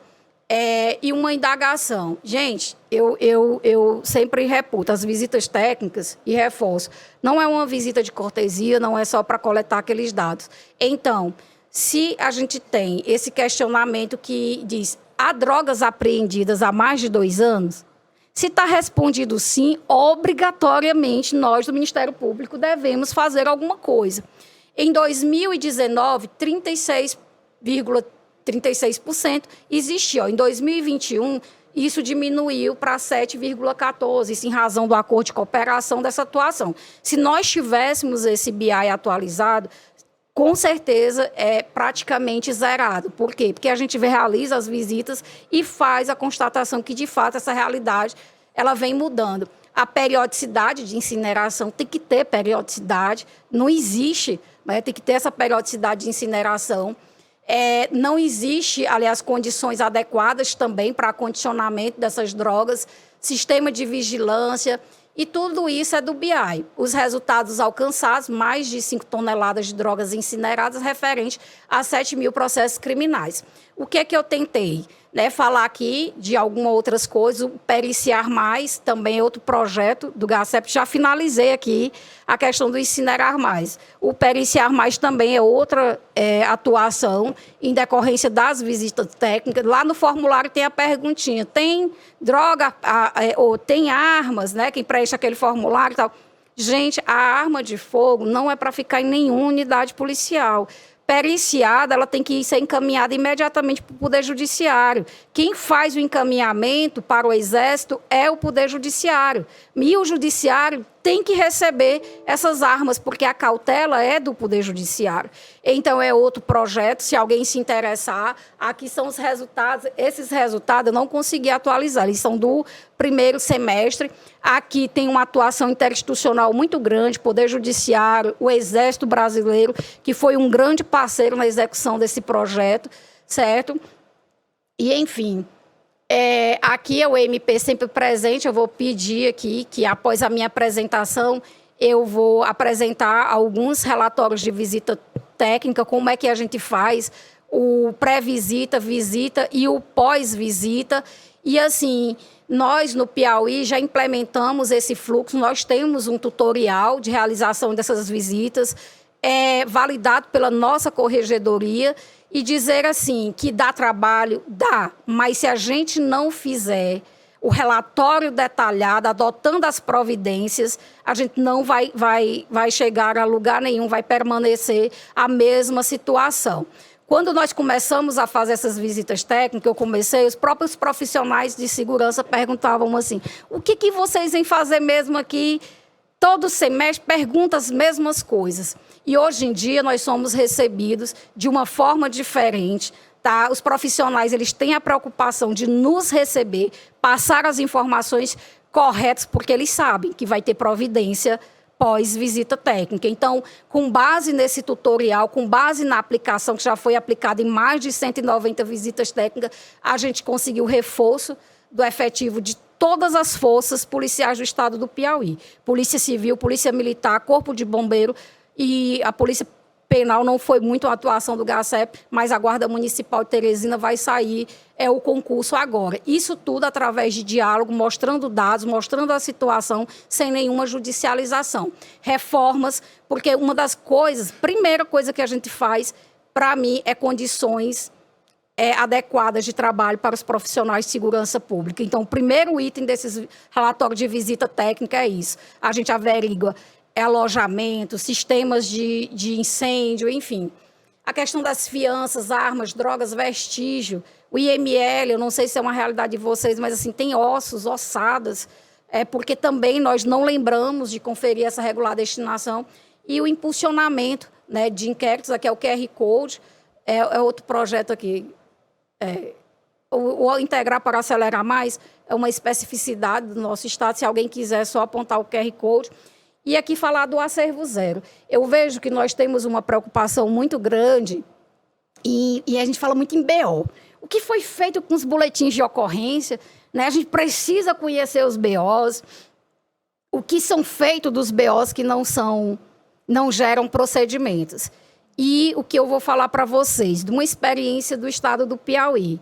Antes do BO, vamos nos preocupar com o que estão nas unidades policiais sem conclusão, tá?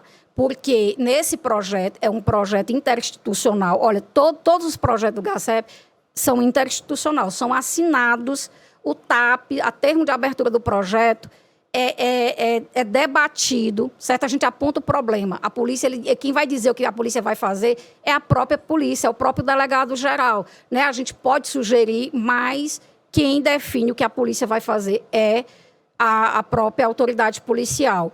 E nós assinamos em conjunto esses termos de aberturas de projeto, estabelecemos as metas. E aqui é uma demanda dos promotores do controle difuso do Ministério Público em Teresina. Então, fica aquela situação de inquérito policial atrasado. Vem e volta 300 vezes para dilação de prazo, para fazer diligência e não são finalizados, não é isso? Gera um trabalho para o Ministério Público, para a polícia, para o judiciário e não gera nenhum efeito para a sociedade ou para a persecução criminal.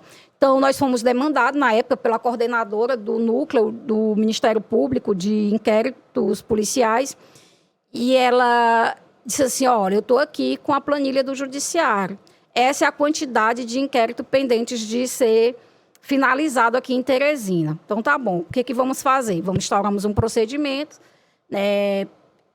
fizemos um BI, ali do que era por ano, pendente de finalizar. Nós temos procedimentos de 2006, e esse levantamento foi feito em 2022. E pedimos um plano de ação e um cronograma de execução à Secretaria de Segurança. Fizemos uma primeira reunião, o secretário de Segurança assentiu e nos veio a ideia do projeto, porque a gente monitora melhor. E aqui, o que a gente fez? Também com base nas próprias visitas técnicas, tem a pergunta, lá na visita técnica, há procedimentos policiais tramitando fora do prazo há mais de 2 anos? Então, assim, que a gente não se acomoda em ver essa situação e não pedir uma finalização, um prazo para que esses procedimentos possam ser finalizados. Aqui é o diagnóstico do nosso BI sobre os procedimentos policiais. A gente vê que tem uma queda do efetivo, cai produtividade, cai tudo. Eu vou passar porque esse formulário, ele é antigo, ele vai ser, já mudou, na verdade, mas aqui com base nele também é o que a gente vai monitorar a execução desse projeto e as constatações do que foi relatado com autoria, sem autoria, o que tem indiciamento, o que não tem. E aqui qual o resultado? Observem, em 2022 nós tínhamos 7.364. E agora em 2024 nós temos, sabe quantos procedimentos tramitando? 1.832. O que a gente vê? Estabelecemos meta por ano, tá? E o que é importante? Foi estabelecido um recorte até 2018. 2018, a meta de finalizar era em novembro do ano passado. Então, fazemos a ata da reunião, que é o que eu chamo de REMAR, que é reunião de acompanhamento e monitoramento de execução do projeto.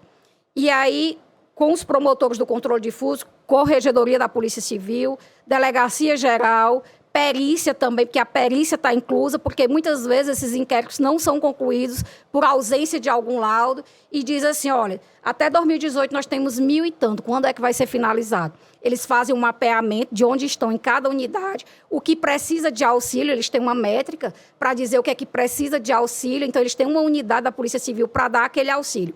MP, quando aquele processo chega do MP, o MP eu vou aguardar até o prazo estipulado na meta do projeto, certo? Então, ele não devolve, ele devolve para que a autoridade cumpra naquela data.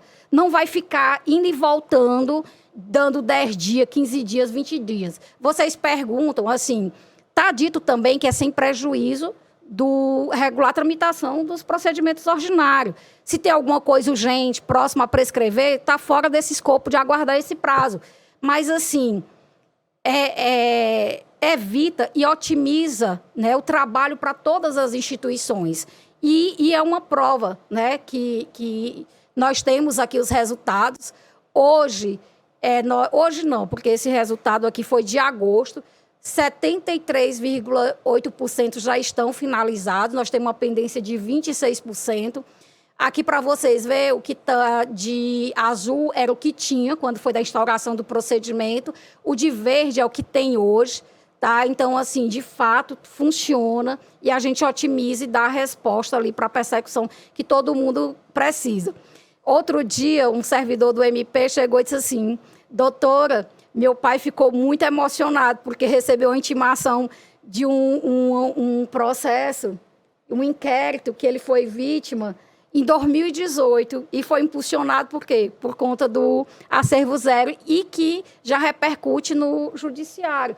Mas o que eu quero dizer, quando a gente foi atrás desse acervo do passado, gera também uma demanda para o Ministério Público, tá? Então, é por isso que eu estou dizendo, antes de a gente adentrar na questão dos BOs, vamos fazer esse diagnóstico. Nós conhecemos o que existe em cada unidade que está pendente de conclusão. Tem procedimentos que nunca foram ao Ministério Público. É isso. Então, a gente precisa conhecer e termos esse diagnóstico.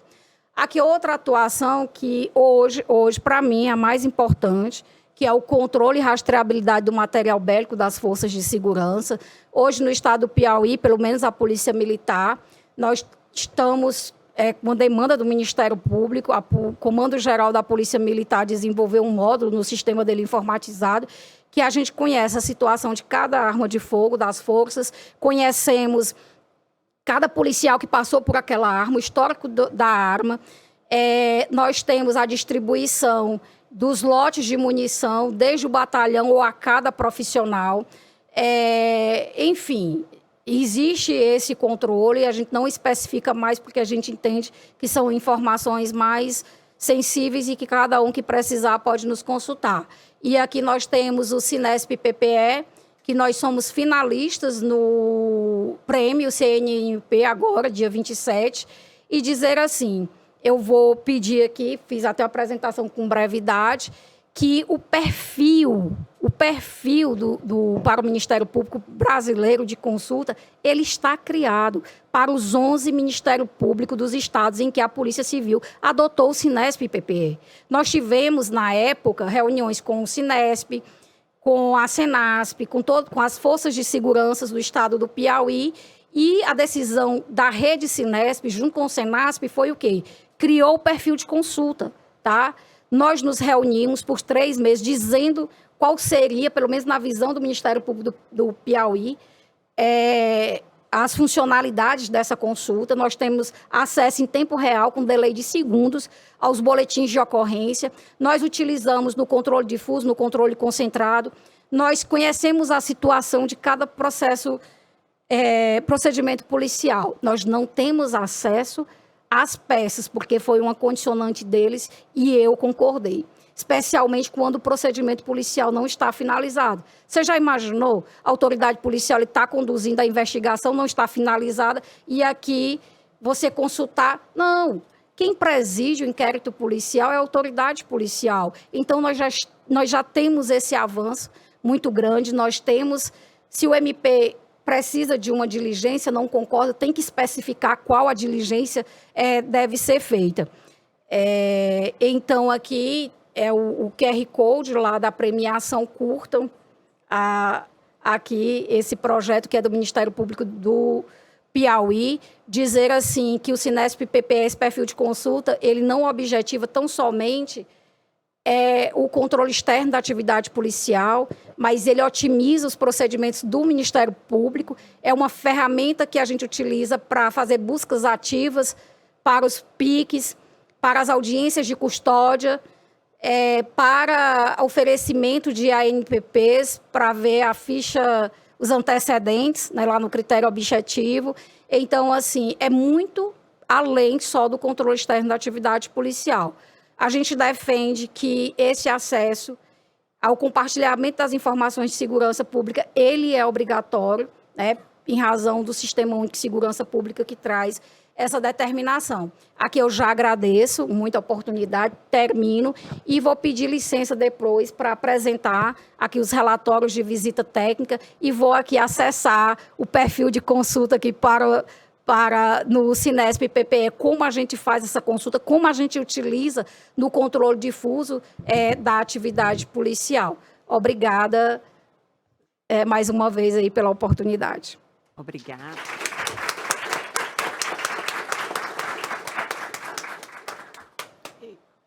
Obrigada, doutora Fabrícia, pela excelência da apresentação. Vou pedir ao pessoal do técnico para finalizar a transmissão para a apresentação dos relatórios. Já, né? Ó, observem aqui. No MP do Piauí, nós fizemos um workshop de um dia, né, apresentando tudo que tem que ser observado nas visitas técnicas. Eu tenho aqui 7 slides. Gestão de pessoal, a gente detalha o pré-visita, o que deva ser feito, todas as providências prévias. Naquela primeira visita que a gente fez em 2019, 2020, a gente fez uns formulários para as forças de segurança previamente, fizemos para os promotores do controle difuso, para que eles apontassem ali todas as observações que eles teriam ali em relação àquela unidade policial. Aqui é só de gestão.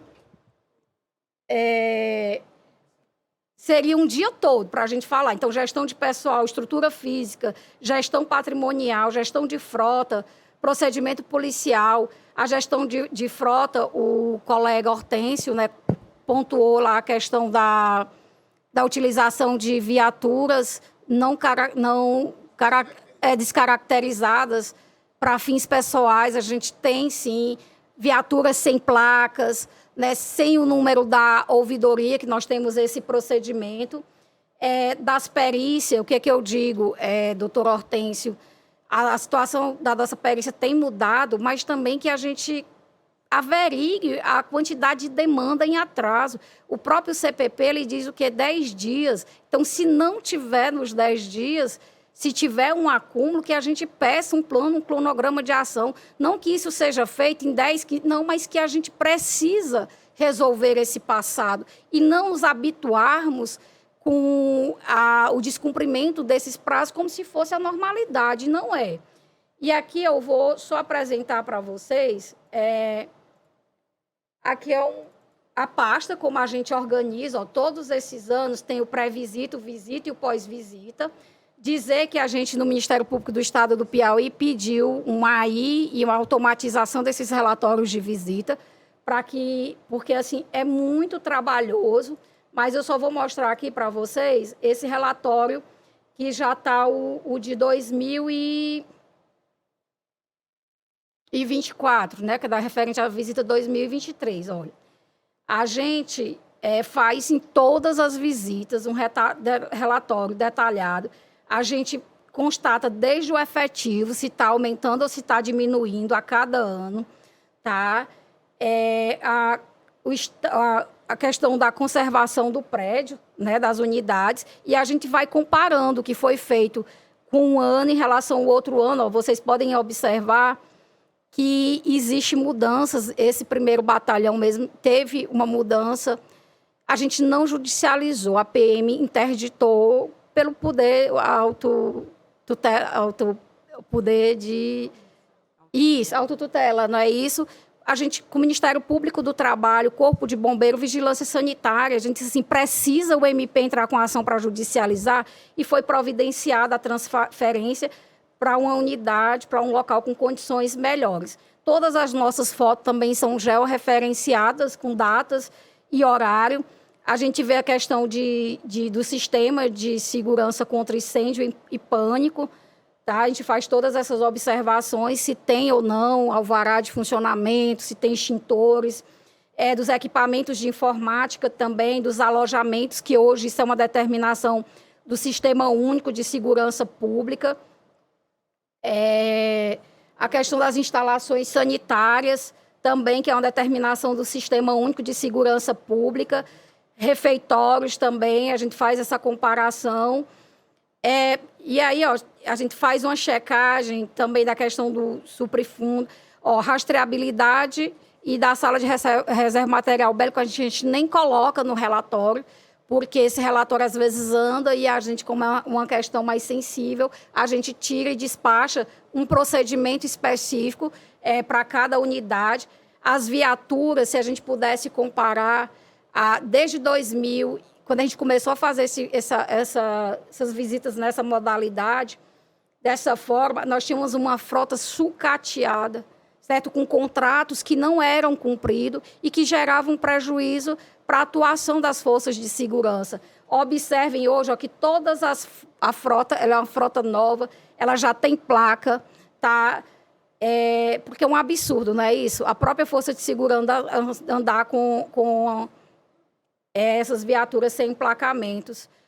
E nós temos também uma atuação no tocante aos veículos da própria frota que são inservíveis, com uso há mais de 6 anos, que devam ir para leilão, conforme a norma do estado do Piauí. E a gente tem, olha, é trabalhoso, mas a gente faz dessa forma, porque senão não tem efeito. Hoje, todas têm a placas, todas têm o número da ouvidoria, já vem nessa situação.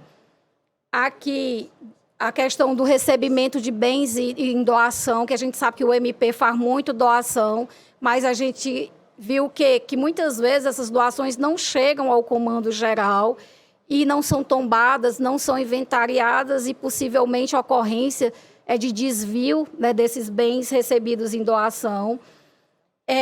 Nós, em todos os relatórios, a gente coloca a resolutividade, o que foi resolvido de uma visita para outra, tá? E a gente tem constatado. E observe ó, que em todas conclusão e providência, tem muita providência a ser feita. Isso, aqui está menos, porque a gente já está em 2024. Se a gente pegar um relatório de 2021, aí vocês vão ver o tanto de providência. Mas a gente entende que deva ser feito desse jeito, porque senão o problema ali, de fato, ele não é resolvido. Eu vou compartilhar aqui também. Aqui, olha, aqui são portarias que são geradas. A gente faz visitas técnicas em Teresina, são mais de 60 unidades, mas a gente também atua em auxílio ao promotor natural. Ele tem lá aquela unidade, a gente não consegue atender mais essa demanda como todo. E depois dessas visitas são gerados assim inúmeros procedimentos. Ali estão algumas portarias que eu vou compartilhar aqui com vocês. Esse relatório de visita técnica, que é de uma unidade da Polícia Militar do Interior do Estado do Piauí, que a gente faz ali um relatório que ele é bem mais extenso, condições do efetivo. Essa é uma primeira visita bem detalhada, né? A gente vê que tem muita sessão dos próprios profissionais ali pelo comandante da unidade ou para a prefeitura, sem a ciência do próprio comandante geral, da estrutura física. Essa unidade, ela existe há 57 anos, nunca tinha tido uma reforma regular. Hoje o estado do Piauí tem um contrato de manutenção predial, já tem um cronograma de execução dessas obras. Olha a situação dessa unidade. Aqui é o relatório que a gente faz todos esses levantamentos, né, da Polícia Militar, dos alojamentos, especialmente aqui a questão da reserva técnica, que nos chamou a atenção, e a reserva técnica, a situação assim, bem sem segurança orgânica, mas enfim. É por isso que é um relatório que ele é de cunho mais reservado. Observem, olha a situação, nós tínhamos veículo aqui de 2007, 2010, sem placa, tá? Péssimo, bom a situação. Nós tínhamos aqui um veículo locado que estava descumprindo o ano de fabricação. O Ministério Público não adentra no mérito se vai locar ou comprar. Se for locar, cumpra o contrato de locação, pelo menos isso. Isso, da manutenção dos veículos, por quê? Porque isso atinge diretamente a atividade policial. Por vezes, né, pelo menos era uma situação do Ministério Público do Piauí, que não levou o preso, não sei o quê, porque não tinha não tem combustível na viatura, aí vai lá o MP com a transação, doa, e hoje nós não temos esse problema.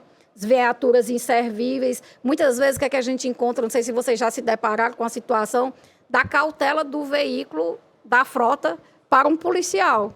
A gente se depara com várias situações, mas, assim, na própria visita, a gente já faz a determinação. A gente tem um livro lá, faz as constatações. Olha, não é armadilha, não, essa situação está errada. Tem que corrigir. Ó.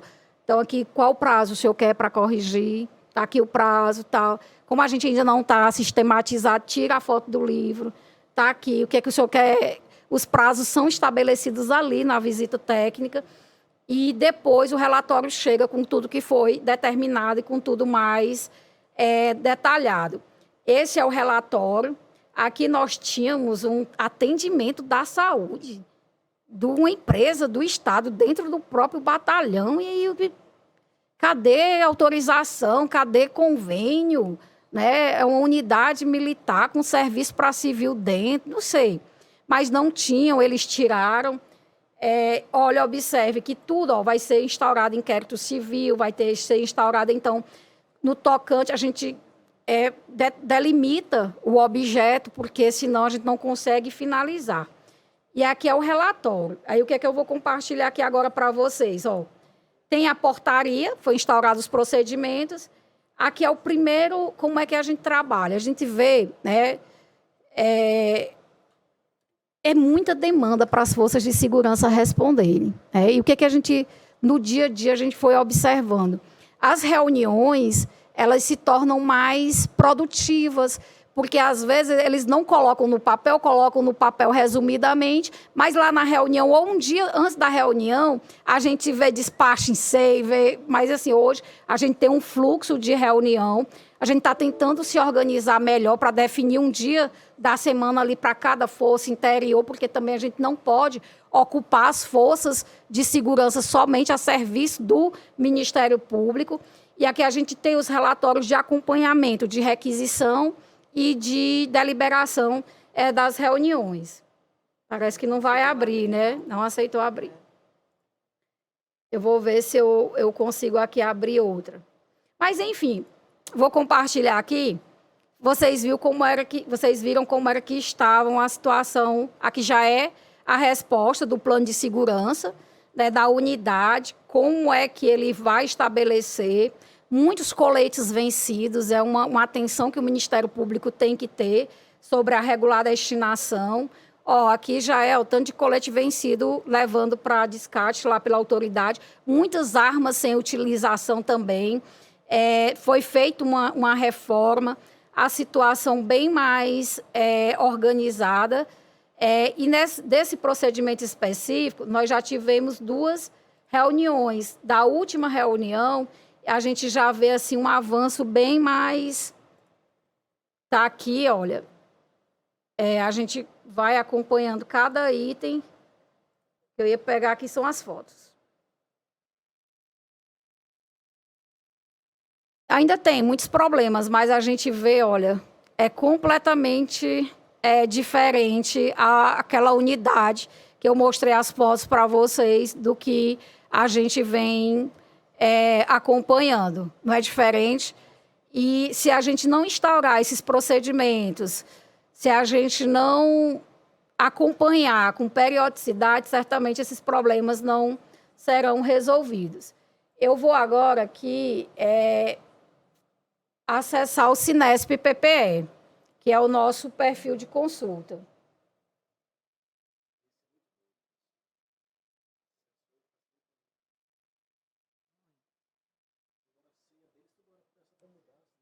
Toda hora pede para mudar, expira, tá? Oh, meu Deus, o que é que eu fiz? Eu voltei. Olha aqui, Rogério, esse é o nosso perfil de consulta. Você aqui altera a unidade de lotação. Vou pegar aqui uma promotoria do interior, ou promotoria não, uma unidade do interior do Piauí, tá? Então, o que que a gente consegue ver? Aqui os BOs, tá? Se eu quiser ver aqui, eu vou logar a unidade de apuração. Você quer ver todos os BOs, o que que aconteceu, o que que está acontecendo lá? Teve esse BO dia 17, hoje, né? 14h35. Então, como é que a gente acessa aqui? Tá a ocorrência registrada, quem registrou, foi um acidente. Nós temos todo o georreferenciamento, os envolvidos, está aí a foto, os vínculos, né, de cada um. Se tem algum objeto apreendido, tem um veículo. O projeto do Piauí de recuperação de celulares, ele só é possível por conta do Cinesp PPE, que o MP também nesse projeto fomentou a implementação nas unidades. A base de dados do Cinesp, da recuperação do celular, é o e-mail cadastrado quando é furtado ou roubado aqui. Então, por isso que eu digo, um veículo, uma placa de um veículo, se ele foi receptado ou furtado, né, se você quiser um endereço mais fidedigno, então não é só para fiscalizar a atuação policial, mas também para otimizar e instruir os procedimentos do Ministério Público. Tá? Você consegue aqui ver do BO. Ó, tem aqui, ó, a chassi, relato dos fatos, está aqui. Tudo que se foi juntado o documento, o que é que tem, olha, está aqui. Tudo o que tem, o histórico do que foi feito, tá, ó. Só registrado. Quando está só registrado, é uma preocupação para a gente do Ministério Público. Mas foi registrado hoje, né? Todo BO registrado, ele tem que ser, no mínimo, despachado ou gerado procedimento. Eu vou também demonstrar para vocês o que a gente observa. Não foi despachado, tá? Do mesmo sentido, se vocês quiserem ver, aqui, ó, TCOs, são TCOs. Então, eu vou fazer aqui esse filtro, vocês podem filtrar.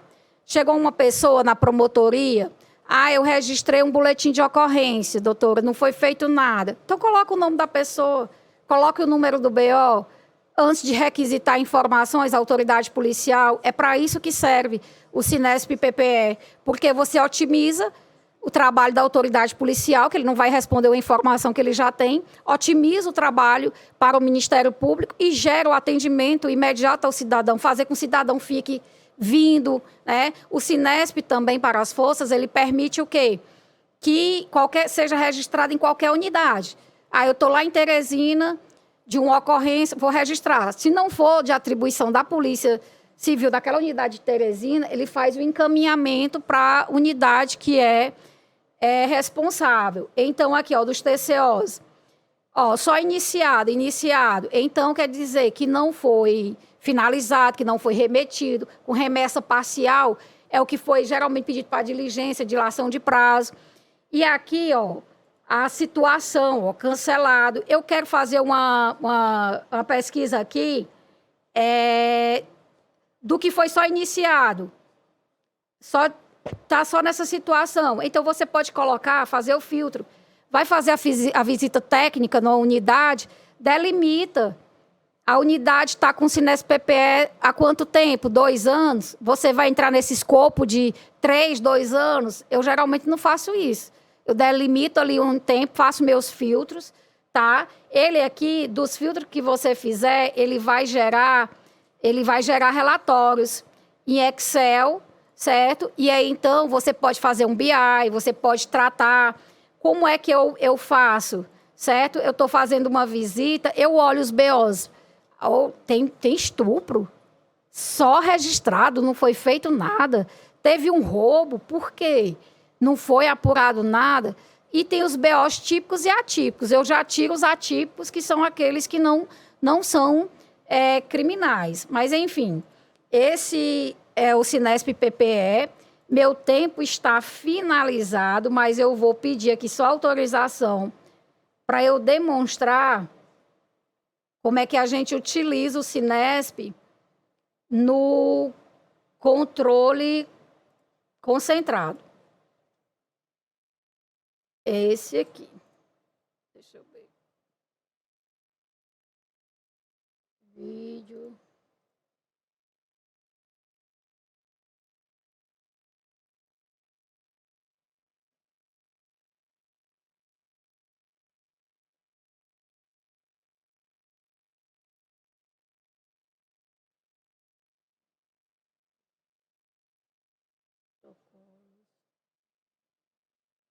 Eu tenho que entrar bem aqui na minha pasta, se...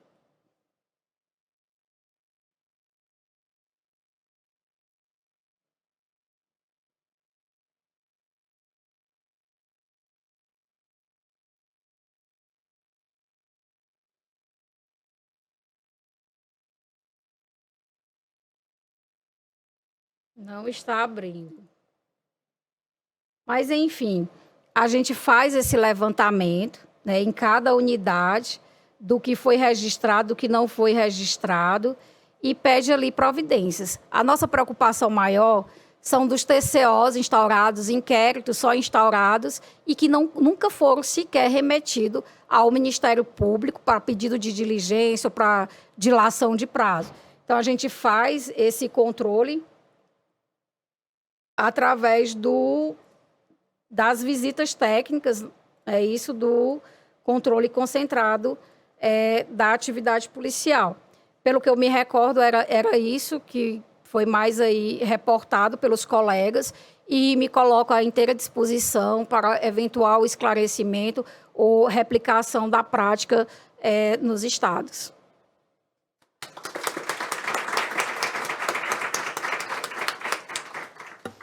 Muito obrigada, doutora Fabrícia. Eu mesmo vou acionar Vossa Excelência, porque quero replicar as práticas aqui no Estado de Minas, que realmente vivemos muitos desses problemas que a senhora relatou.